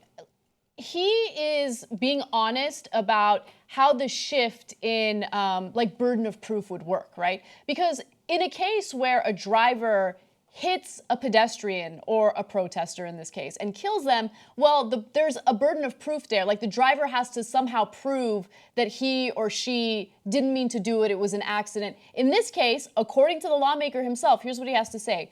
It's shifting the burden of proof from the motor vehicle driver to the pedestrian. They're intentionally putting themselves in danger. So by protesting, using your First Amendment right to speak out against the government, he's saying, well, you put yourself in danger, so I get to run you over. And I'm going to shift the burden onto you. Now, can you imagine if he said that about the Second Amendment? So if he said, hey, if you're holding a gun and you're exercising your Second Amendment rights, I get to run you over in the street, and the burden's on you. You were holding a gun. Even if you had a legal right to it and you had a license, now the burden's on you. And hey, everybody hit the gas pedal and run over everybody in the street that you see with a gun. What do you think would happen? Everybody would go nuts. And by the way, those are guys with guns who could be a danger. The other guys are just protesting the government with their voices. I love it's shifting the burden of proof onto pedestrians too, the ones that have just been hit. So they're probably like dead or injured. Or severely injured. And then it's up to them to mount a legal case. So that'll be interesting. It's a way of intimidating people from being politically active because you know that you don't have the law on your side. And then it's also a way of doing away with any type of dissent. So if there is a movement, you can be met with violence, and if something like this passes, it's justified violence under their legal system, right? Now, also, there are other laws that have been proposed. And by the way, I just want to say these are not laws that have passed. Like, this is just proposed legislation. One measure would make it a crime for adults to wear masks nearly across the board, while another would allow the state to sue the federal government over millions in extra police costs. So the first part of that I find super problematic. Well, I find both problematic, but the first part worries me because why would the protesters want to wear masks? I mean, think about what happened to a lot of the protesters when it came to this pipeline. They were getting pepper sprayed. Even when they were completely peaceful, when they weren't an imminent threat to anyone whatsoever, they were getting pepper sprayed. So some of them would wear masks to protect themselves. So this is a way to get rid of that type of protection. To make sure they're not at all protected. And so when we pepper spray you in the face, you feel the full brunt of it.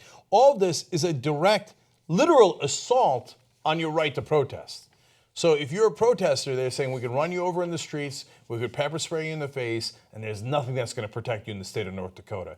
This is unbelievably sick.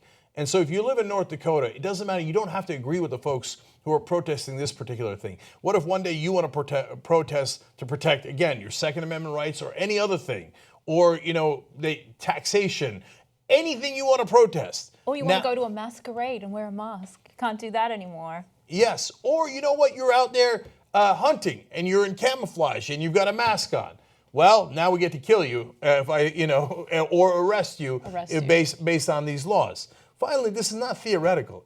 Part of the reason that this guy proposed the law in the first place is a guy named Kyle Thompson, who was a security guard, not security guard, let's be more clear. He worked for the private security firm, Knightsbridge Risk Management, for DAPL. So those are the guys building the pipeline. And he was trying to agitate inside the protesters. And he was in his truck and he had a rifle with him, right? And when people try to stop him and say, hey, what are you doing here? Why do you have a weapon? We're against weapons. We're protesters doing this peacefully, and all we're doing is praying. He tried to run them over on the road. He sped up. So now, don't worry. It's not like the state of North Dakota actually cares about the law. They let Kyle Thompson go. He then got out of his car, by the way, and pointed that loaded weapon at other people. They didn't arrest him. He's free to go. The guy who talked him out of shooting people, they now have an arrest warrant out for him. It is unbelievable. The North Dakota officials have turned into the Pinkertons. Those are the private security that the corporations used to hire in the bad old days, where if you complained that your kid was injured in a mining accident, they'd come over and break your legs and go, hey, complain again. Now, that's what the North Dakota government has turned into. They basically work for those oil companies. It's one thing for you to say, hey, I live in North Dakota, the oil boom helped me, I had a job, I have more money now. I get it, man, I understand that. It's another thing to turn your government officials into unconstitutional agents of those corporations. Because if they come for the protesters and you don't do anything, when they come for you, there ain't gonna be nobody left. That is an enormous mangling of the original quote. That's a good point, but what I'm more worried about is the other way around. So you're talking about turning the government into paid agents of the corporations. I'm worried that the government is turning private citizens into paid agents or to agents of the government by basically outsourcing their trying to break up the protests to private citizens. So rather than actually go through the process of lawfully trying to break this up and sending police, they're allowing private citizens to run down protesters and to be in charge of intimidating protesters to try and break up the protest. So Jade, that's such a great point, and I hadn't thought of it that way. And it affects two different things. One, it outsources state violence to private actors so that an average guy who's a little unbalanced might go out there in his truck or... And they can just go, no, it wasn't me. Yeah, it's that guy. Right. And then whether they actually are going to have your back is a whole different situation, by the way. And the second thing that it does is all those private security firms that the corporations are hiring, well, now when they run people over in the streets, like those are almost literal Pinkertons, right? Well, then they have immunity from the law. You can commit state violence on behalf of the state, even if you're private security for corporations. Look, it doesn't matter if you're a liberal or conservative, libertarian or anything. Do not turn your government over to private interests. They're supposed to represent you. They're not supposed to represent multinational corporations. And that's what's happening in North Dakota. Yep. All right. Some international news for you guys. A story that's not getting a lot of play in the U.S. There have been a number of huge protests throughout Mexico after gas prices soared as much as 20%. Now, this happened after the president of Mexico decided to deregulate the gas within the country. Previously, it was nationally owned, and essentially what the government would do is they would control gas prices by setting the price that people would pay for it. However, he deregulated it, allowed other gas companies to come in and be part of the market, and of course, prices soared 20%. Now, the protests have gotten pretty out of control. Some of them are very peaceful, but some of them have gotten very violent. And it's not just because of the gas prices. It's a number of things, and the gas prices essentially served as the straw that broke the camel's back. things started getting really bad after 43 students were kidnapped in Mexico in 2014. And it turned out that the cartels kidnapped these individuals, these students, along with government officials. They have a corrupt system there where government and officials and cartel leaders are working together. Also, there have been some issues with NAFTA, some of the unintended negative consequences on the economy in Mexico. And then inflation is through the roof, and obviously their wages are not keeping up with inflation. So to give you some more details on this protest, the border of Mexico and San Diego basically shut down several times over the last few weeks. And we have a video for you from Rosarito. I want to warn you that it's a very difficult video to watch. A lot of citizens are angry at police officials. And in this one case, you see an individual in a car running over a group of police. It's graphic, it's difficult to watch, but I want to give you that warning before we take a look. So let's go.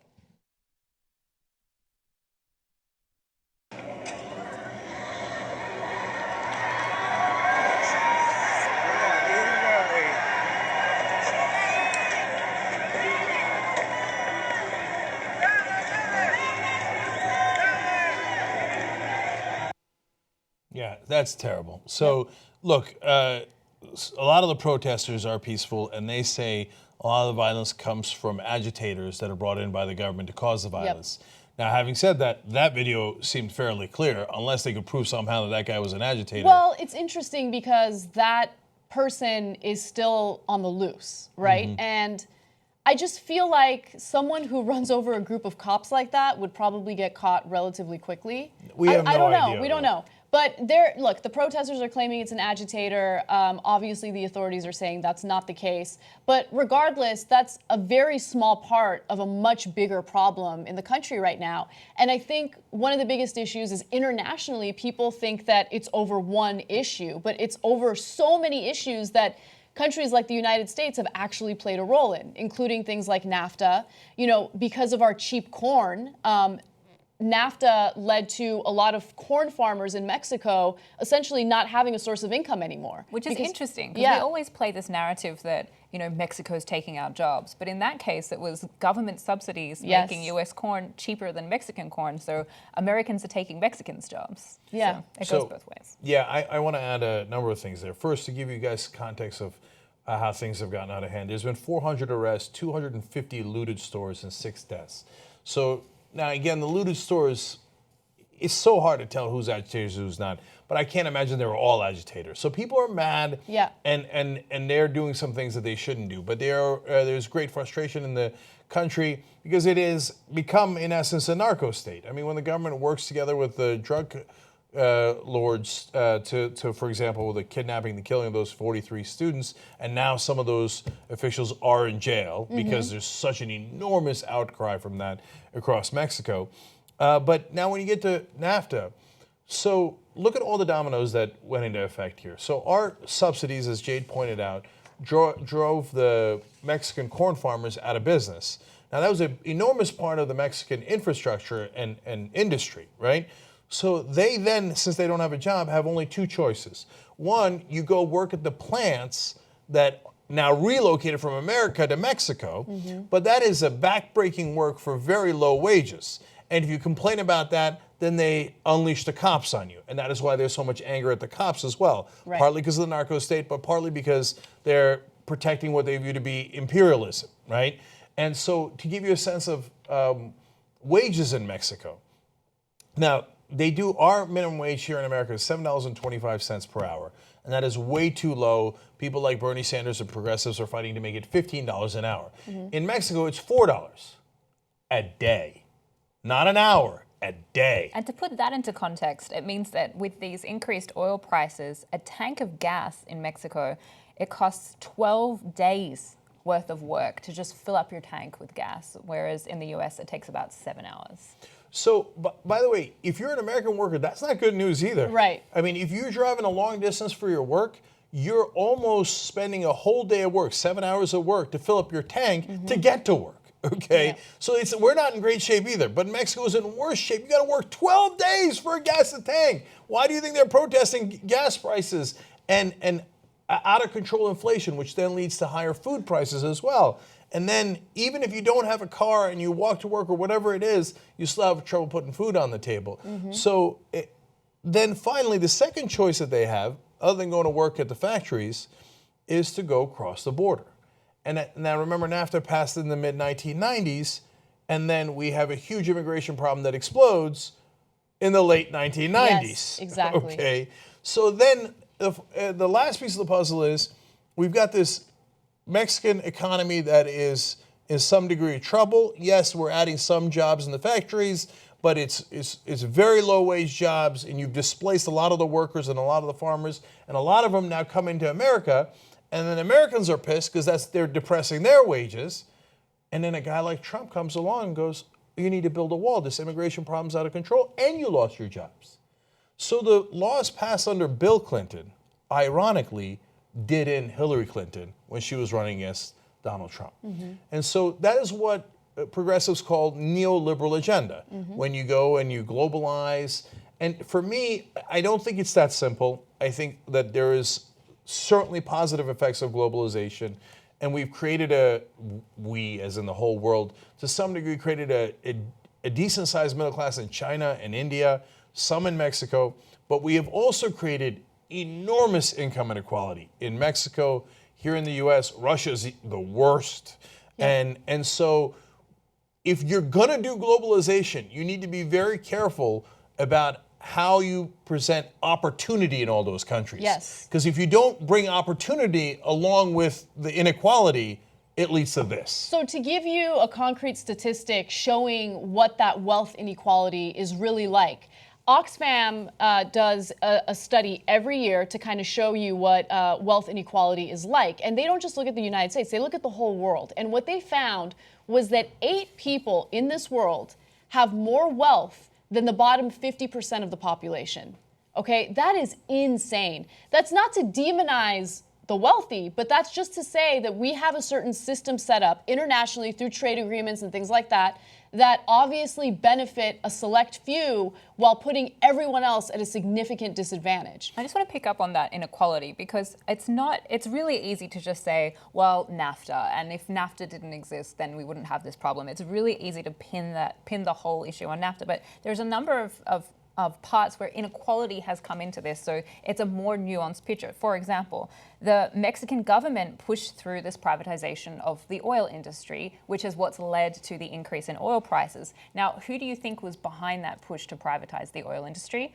US oil interests. So it's corporate interests and the powerful controlling the government, again, being behind the problems. It's not just NAFTA. Another one is Trump's rhetoric. So here's a guy who is saying that he's going to build a wall and penalize Mexican industry. And then what happens? The peso collapses, which again increases the amount of burden that's put on Mexican citizens. So again, it's inequality that's being caused by the very wealthy that is the broad problem here, not one particular deal or one particular privatization deal. When it comes to the establishment, whether it is politicians in Mexico and the U.S. and the media in the U.S. and Mexico, all owned by giant multinational corporations, they want you to believe that, for example, when a multinational oil corporation from America, based in America, tells the Mexican people, don't worry, we have your best interests in mind, and your gas prices will be lower if we own it.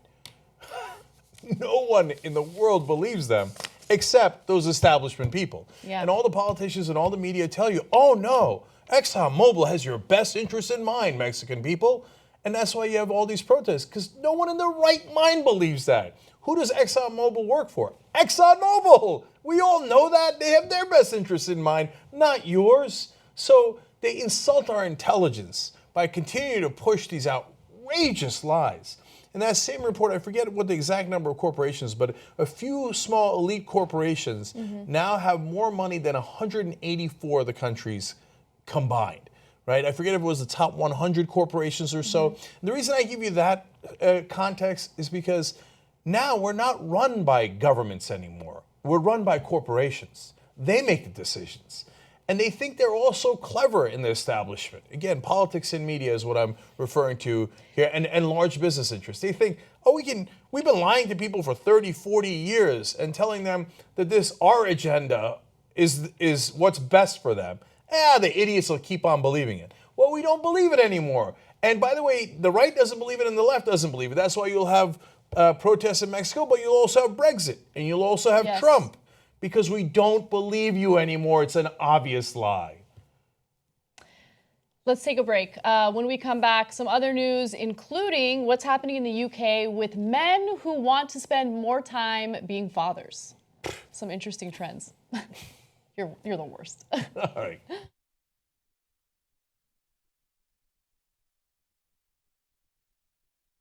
Look, there is a moment. There could be a moment. There could be a moment where you go, that's it. We made it. It's over. Look, I've been dreaming of the it's over party for a decade. Like when I go, okay, we're financially stable. It doesn't mean we don't have to be rich. We don't have to be, but like, I mean, for the Young Turks, right? We docked a fucking ship. I want to dock the ship so badly. You know, let me tell you the moment you'll know when you've docked the ship is when you guys can pay me. Look, man, the good news is we have viewers galore. We don't have money. I don't know why that's there. So that's a long conversation. On our way out, I will now ironically give you my major announcement of the day. TYT Network just now passed 5 billion views.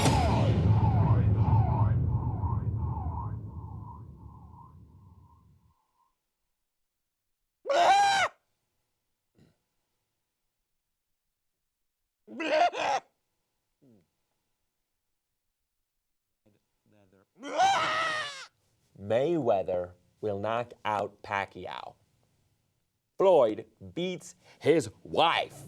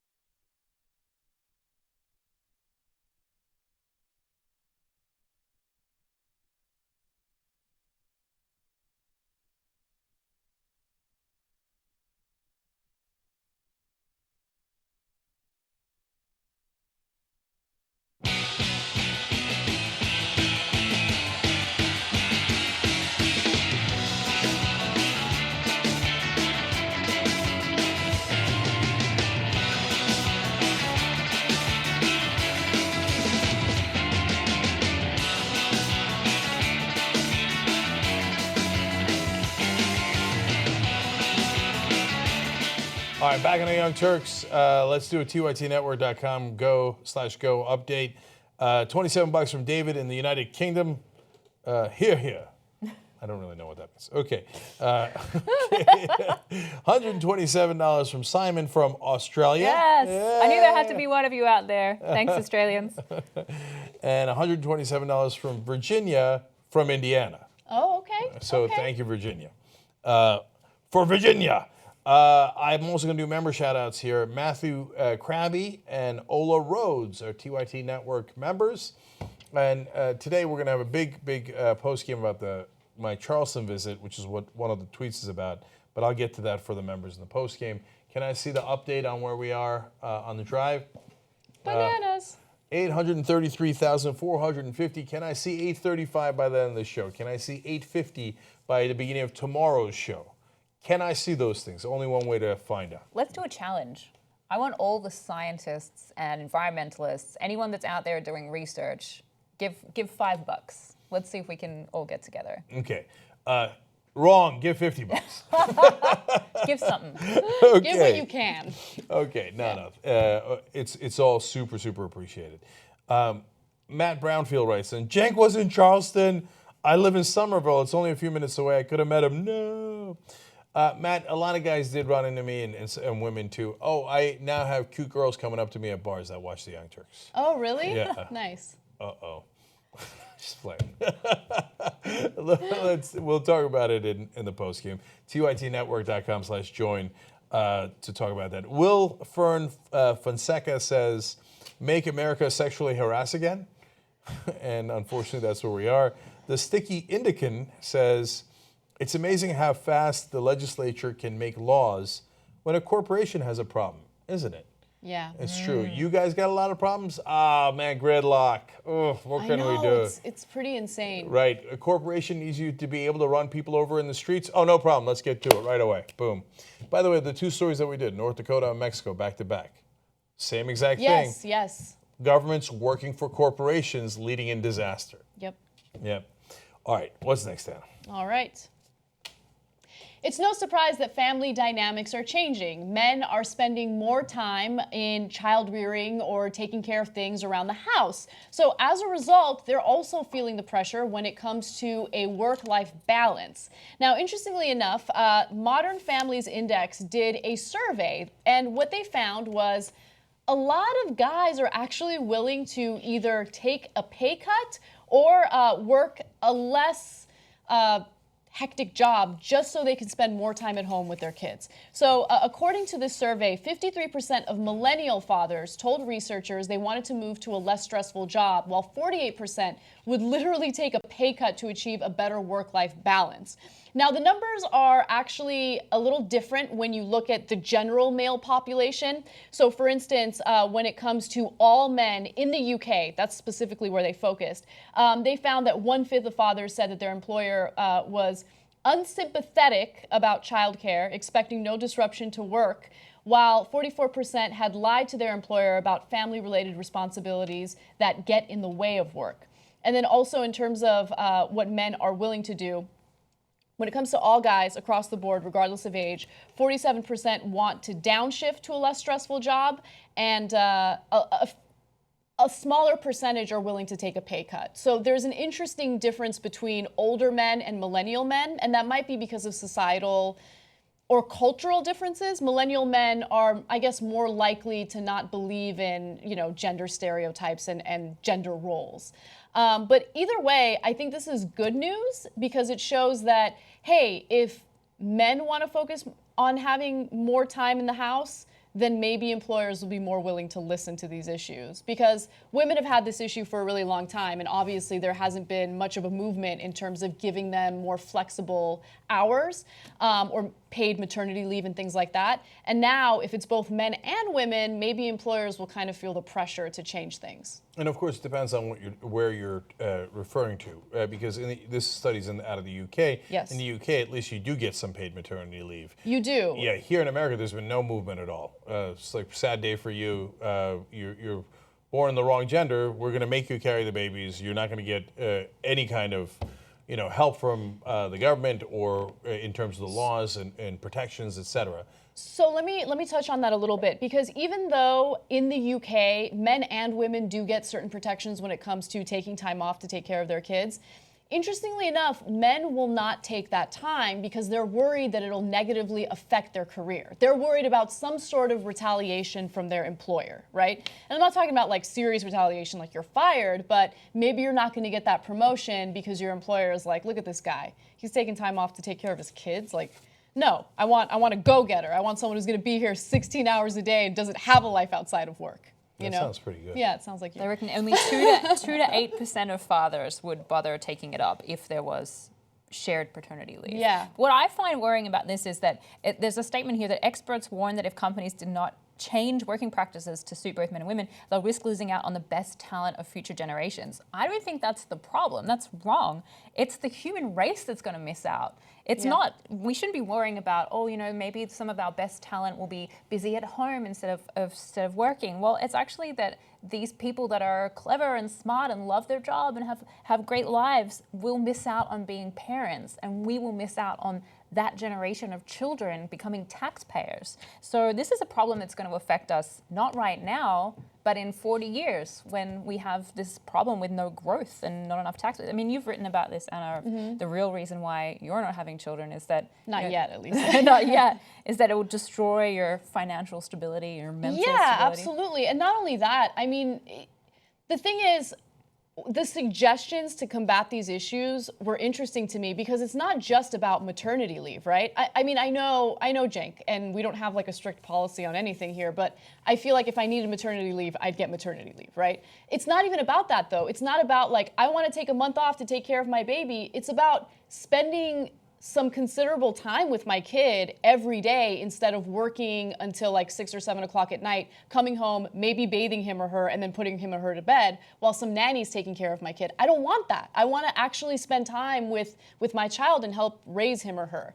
And in this case, you know, the experts are saying, well, maybe there needs to be more of a focus on lesser hours, but maybe more flexibility where people can work from home. So I don't know. I think the suggestions are interesting. So I think this is a really hard issue. Yeah. First, to answer Jade's question, why do they frame it that way? Like, oh, you'll miss out on the best workers. Because corporations are in charge. So they're like, please, please, you'll miss out on good workers. Please let us take a little bit of time off to have babies. It's all about the corporations. Right. Don't worry about the rest of us. They're trying to appeal to the powerful who actually get to set the laws. So I understand that. And yes, Anna, you're right. There's definitely a cultural divide because I'm not a millennial. So for non-millennial guys, or all guys, as you said, about a third say they take a pay cut to spend more time with their kids. 2/3 of us who are like, nah, no pay cut, keep going, right? And I'm of the mindset of, like, you got to work as hard as you possibly can, and you got to keep going. And at the same time, so I'm the employer here too, so I'm in a unique situation. So if somebody needs time off, not just if they're a woman, but if they're a guy who works here and they just had a baby, we give them time off, right? But then I mark them down for it. And then they never get a promotion. And they get penalized. Right, no, I'm kidding. Now, of course, we realize you've got to be human. Yeah. Like, that's what, to Jade's point, we're losing track of, like, wait, why are we living? Like, why are we working 16 hours a day? So, and I ask myself that all the time because I actually do work 15-hour days very, very often, right? For me, it is a matter of fulfillment. Like, I feel like we've got a mission and there are the things that we've got to accomplish and that those are super important. At the same time, I go and, you know, I try to make sure that I'm home between 6:30 and 8:30 to make sure I eat dinner with my kids and shower them and take care of them and yada yada and tell them a story every night and try to somehow make all that work. But yeah, we all drive each other and ourselves crazy by being on this treadmill that never ends. But there are no easy answers because it's like no matter how much we want the employers to be able to say, hey, only work 30 hours or take a couple of months off for having a kid and we won't judge you for it.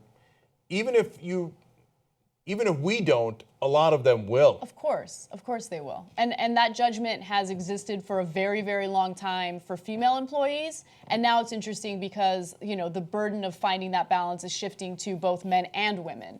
And so, I don't know, maybe if it affects the general population, there'll be more of a push to change things. But we'll see how it goes. And look, finally, I'll just say that the fact that more millennial guys want to spend time with their kids and are even willing to sacrifice the pay to do it, I think is a good thing. And I'm a workaholic, so it's not like I think like, oh, let's take a load off. But you do have to have a great work-life balance, and your kids are super important. So if the new generation is insisting on spending time with them, that's got to be good for humanity. All right, some more international news for you guys. For a long time now, Japan has been struggling with an aging population because young people are no longer interested in getting married and having kids. Now, one reason for that is because of how much these young people in Japan are working right now. In fact, it's gotten so bad that in 2016, the number of births actually didn't even reach 1 million. That is the lowest birth rate in Japan pretty much since they started keeping track of births in 1899. So it's insane. Now, what officials have realized is, okay, we need to encourage young people to maybe not work so much so they can spend some time maybe having kids, maybe establishing a relationship. So here are some of their suggestions. This is insane. This is insane because it's not good enough. Anyway, one suggestion is Premium Friday. It will encourage companies to let workers leave early on the last Friday of the month. Now, the Prime Minister is also pushing a measure to cap overtime, which he says he'll enforce with random inspections. Now, the second part about capping overtime, I think, is the most significant. I think that'll have the biggest impact. But letting people leave early 1 day a month is not going to open up enough time to, like, knock boots and have babies. Like, I don't know how long it takes you, Anna, but it's plenty of time for me. I mean, knock boots, yes, that's plenty of time, I guess, but it's not enough time to, you know, do everything that's necessary to take care of that component of your life. It's not going to have a large enough impact on the culture. The Yes. culture is work yourself to death. Anna, Literally. yeah, Anna's going to have some stories for you guys about that in a second. Mhm. But if you're saying to that culture, hey, let's tweak it so instead of working yourself to death every single day of the week, we'll give you 1 day a month where you kind of half work. Man, you're really chipping away at the problem. I know. And so I'm amused that the Japanese government is obsessed with promoting sex in Japan, and that they're failing. With good reason, though, with good reason, because think about it. I mean, first of all, elderly people in Japan are freaking out because if you have a smaller population of young people, well, then who's going to pay for the old people or take care of the older people, right? Yeah. So, yeah, people are really worried about this because the economy is going to experience some issues. Their social safety net programs are going to experience issues. You obviously need some young people in the population to kind of keep things That sounds like a familiar afloat. problem. Mm-hmm. I know that we might be having a problem with Social Security here Yeah. in the U.S. Yeah, for different reasons, but the birth rate in the U.S. has also dropped. Not Yeah. like this, but it has. Right. No, Americans, we're still having sex, yeah. But look, there's a lot of cultural reasons, and we've done many stories about the lack of sex in Japan because it's just fascinating. Yeah. Part of it is the internet, and part of it is porn. That people have become so obsessed with gaming that they are also spending a lot of time gaming. They become obsessed with internet porn, and they're like, why should I go bother with a girl who might say no when I can get exactly my particular niche or desire online? And it's not just the work, but it doesn't help that you've got no time at all because people are spending 100, 200 hours on overtime alone, let alone the normal work schedule. And it's not just about birth, but also about death. Because we've done a video on this on PsyQ that a lot of the time our jobs are literally killing us. That the amount of hours that we spend sitting down and the amount of hours that we spend like in poorly ventilated rooms and in the dark actually shaves up to 3 years off our life just from working too much. And that's around the same amount that smoking wipes off. So if you think that you're too healthy to smoke and yet you work a lot of overtime and stress out about your job may be literally killing you. Yeah. As we sit in a poorly ventilated room in the dark right now Yep. for about 3 hours doing the show. Exactly. So one thing to keep in mind is overtime is a huge problem. And so there are some companies that have taken matters into their own hands. And so I love this idea. So Japan Post Insurance has come up with a clever solution for turning off the lights in its headquarters at 7:30 at night. So it basically forces you to go home or you can work in the dark. Right? So I like that because the company is doing something about it. But in terms of the health ramifications of what's occurring, yes, it increases your chances of stroke and heart attack if you're working too much, but people are also committing suicide. Work-related suicides rose 45% in the past 4 years among those who are 29 and younger. And also, when it comes to women specifically, suicide increased 39%. So in this particular Washington Post story, and I've seen many others as well, they talk about people who commit suicide after this one woman put in over 100 hours of overtime at Dentsu. And again, that's 100 hours of overtime. Overtime right? in 1 month. In 1 month. She was 24 years old. And part of the answer to change the culture has got to be like, hey, you've got options. Like, it's not just either work 100 hours over overtime or kill yourself. Like, there's a third option out there where you work maybe normal hours or just 20 hours of overtime and go have a picnic. Like, that option's not so bad. Or maybe have a picnic with a guy and then have some fun, right? The third option is much better than the other two options, right? And another guy killed himself. But I've read in other stories throughout the years, it's not just the guys and girls who are committing suicide from working so hard and all the expectations that come with it. It is also people sometimes literally like dying on the job. Yes, that has been happening.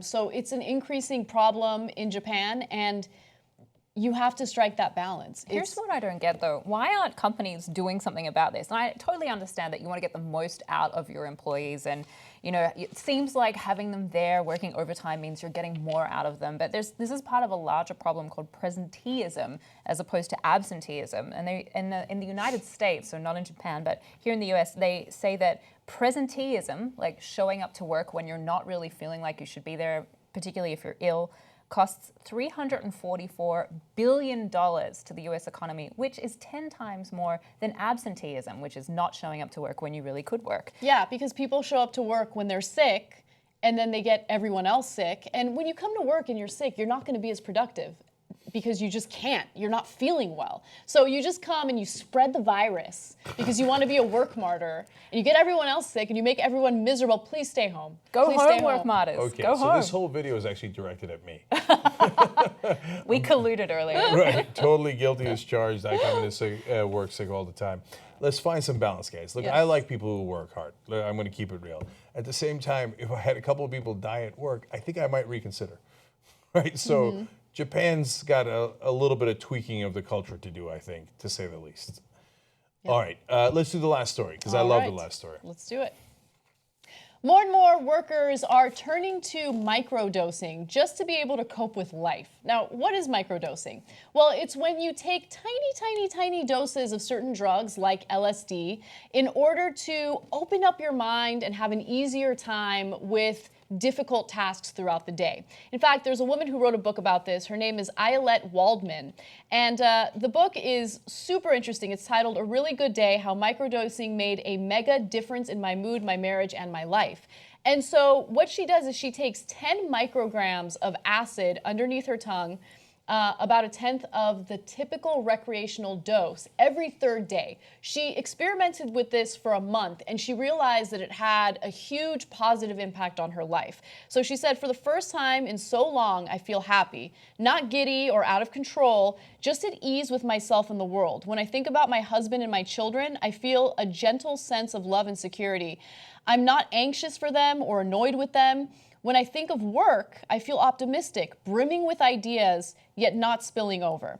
Now, she's not an isolated case. There are many people in Silicon Valley who have turned to microdosing, and they claim that they experience the same benefits. But I want to be clear about something. So far, there's only really anecdotal evidence regarding this issue, and there haven't been any studies on whether or not microdosing is safe, whether or not it actually does work for some people. There have been some anecdotal cases of people who claim that it actually led to more anxiety or mental health issues. So you never know how it would affect you in particular. But the one quick comment that I want to make about this is, look, a lot of people are turning to this because they're working themselves so hard that they're finding ways to cope with it.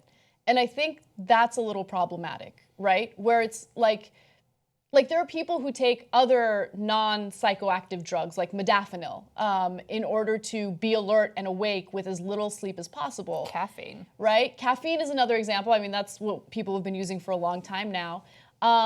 But I think that says something negative about our culture. I mean, if you're doing it for mental health reasons and it helps you with depression or anxiety, I totally get it. If you're doing things like this because you feel like you need to work harder, I don't know. That's maybe not the greatest thing.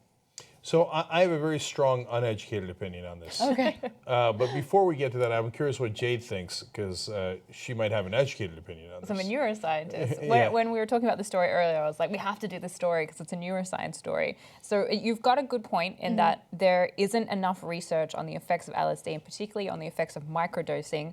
I wonder why, because it's usually not the people selling LSD that are funding scientific studies, so that's a whole other problem in itself.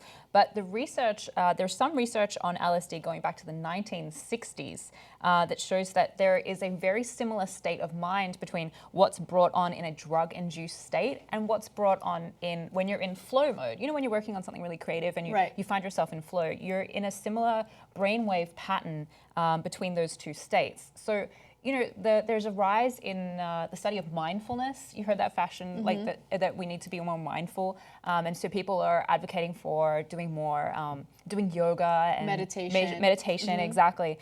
And, you know, if you're doing meditation, it's possible that you will achieve this state of mind of mindfulness and being right in the moment. Or you can microdose with LSD and you will almost have a guaranteed mindfulness state brought on. So whilst there hasn't been enough research to back the health benefits of microdosing with LSD, there is a lot of research on mindfulness, and if we could bring in that same state of mind with a chemical, more of it. Okay, now that we've dispensed with the science part, let me go to my strong opinions. We kid around sometimes. We want to do a show on the Young Turks called Strong Opinions with Cenk Uygur, let alone others. Anyway, first off, I like it. Okay, I vote yes. All right. I look, you know, I talk in the post games for the members a little bit about how I've done some edibles, perhaps, and I have a wonderful, interesting, different reaction to them. But it makes me appreciate and enjoy things more, right? And it actually lasts sometimes a little bit past when I'm actually high, right? Like I remember the good mood and appreciation that I had, and it helps me down the road. So I kind of related to her. I have never done LSD or anything really other than pot, right? Once in Miami I did X, right? But I related to her sense of like calmness and appreciation and mental well-being. So my second strong opinion is, for God's sake, study it, right? Yep. I mean, it's madness that we don't study these things. Why? Oh, drugs are evil and crazy. Who said so? Because frickin' Richard Nixon did it to target his political opponents, which his henchmen admitted in the 1990s. You schmucks, of course that's why we did it. We did the war on drugs to target the hippies because they were liberals, and to target the blacks because we thought they were taking heroin. Right? And they were opposed to us. Now, it affects the entire world because America, unfortunately, sets world policy on things like drugs. And it's so mental that we're not allowed to even experiment to see what is and is not beneficial. Right. We might very well find out, hey, for some people, don't take it. Don't. It might lead to more mental health problems and issues, et cetera, that we didn't anticipate. So now imagine if we found out who it would help and who it would hurt through the research. And then people that it would help, and then you test the dosages. Hey, at this dosage, it actually becomes psychoactive. And if you want that, God bless your heart. Okay, but if you don't want that, then you go to a lower dosage, and the dosage is going to depend on the person. And if it makes people happier, what are we killing ourselves for? For no reason. The fact that we would block science that would help us is mental. Yeah, well, our government needs a microdose so we can get beyond this. And here's the scary thing, though. I mean, we're about to go into the Trump-pocalypse, the Trump presidency.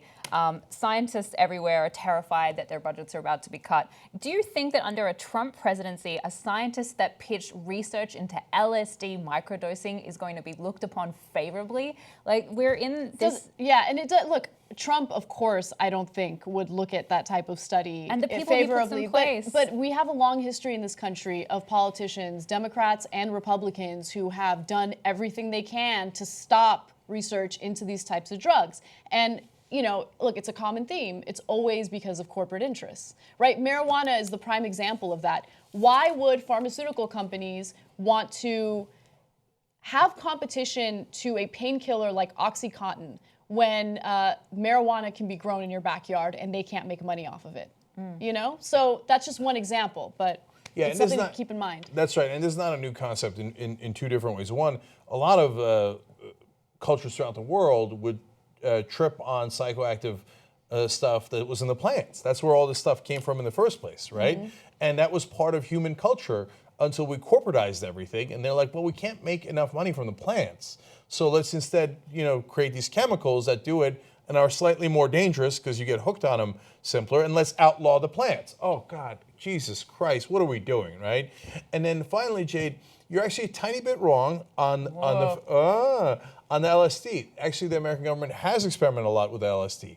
CIA has. CIA. Right, and so Trump might authorize that, but it wasn't to make anybody feel good. Yeah. It was to see if we can control their minds and somehow manipulate them even more. What is wrong with our government? I know what's wrong with it. It's controlled by powerful moneyed interests, et cetera. By that, I just mean multinational corporations. But it's supposed to work for us. It's supposed to make us feel better, not worse. It's supposed to not control us through LSD. Just let us take whatever dosage makes sense of whatever drug that actually makes us feel good rather than bad. It's not that complicated. But the first step is we've got to take back our government so that we can get back to things that help us and get back to logic and reason. Okay. Excellent. So I'm going to do one more check on the Come on, fundraising scientists. here. Scientists, don't proud. let Jade down here. All right, 834, 253. We might get to 835 by the end of the post game. That could be technically the end of the show, right? Getting close. So tytnetwork.com/go, obviously, to contribute to the fund, to help us hire reporters. I really, really want to announce a new team on Inauguration Day, maybe just right before or right after Trump gives his speech. We're like, oh yeah, here's another watcher on the wall. What are you going to do? And today is Martin Luther King Day. At the beginning of the show, I talked about my love and respect for Martin Luther King. We also have a sale on, which is also part of our respect for Martin Luther King, 15% off in favor of MLK. At shoptyt.com, we've got a couple of MLK shirts up there. With some MLK quotes, so check that out. And let me see if I've got any new donors here. Oh, I do. Wonderful. So let me read these names at the end here. Francis from Oregon, $127. Wow. Arif from Texas, $1,000. And Brett from Canada, $1,000. We are indebted to you guys. I hope that when these reporters begin to break important stories, that the country will be indebted to you. Speaking of which, some of Nomi's first stories are now up on TYT Politics. So she covered Snyder sneaking out of Chicago. The governor of Michigan met with EPA officials and kind of like Kaufman on the show today, snuck out without meeting with reporters or the public. She covered some of the outrage about that. So go check out all that out at youtube.com/TYT Politics. And for all the members, I want to tell you about Charleston, the history of slavery and race relations. It is much more complicated than you think, okay?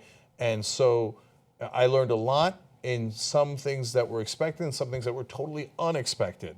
And I had no idea how amazing Charleston is. So I want to talk about all that in the post game. That's for the members. That's tytnetwork.com/join. All right. Thank you, Jade. Everybody check out SideQ. Please. And here we go.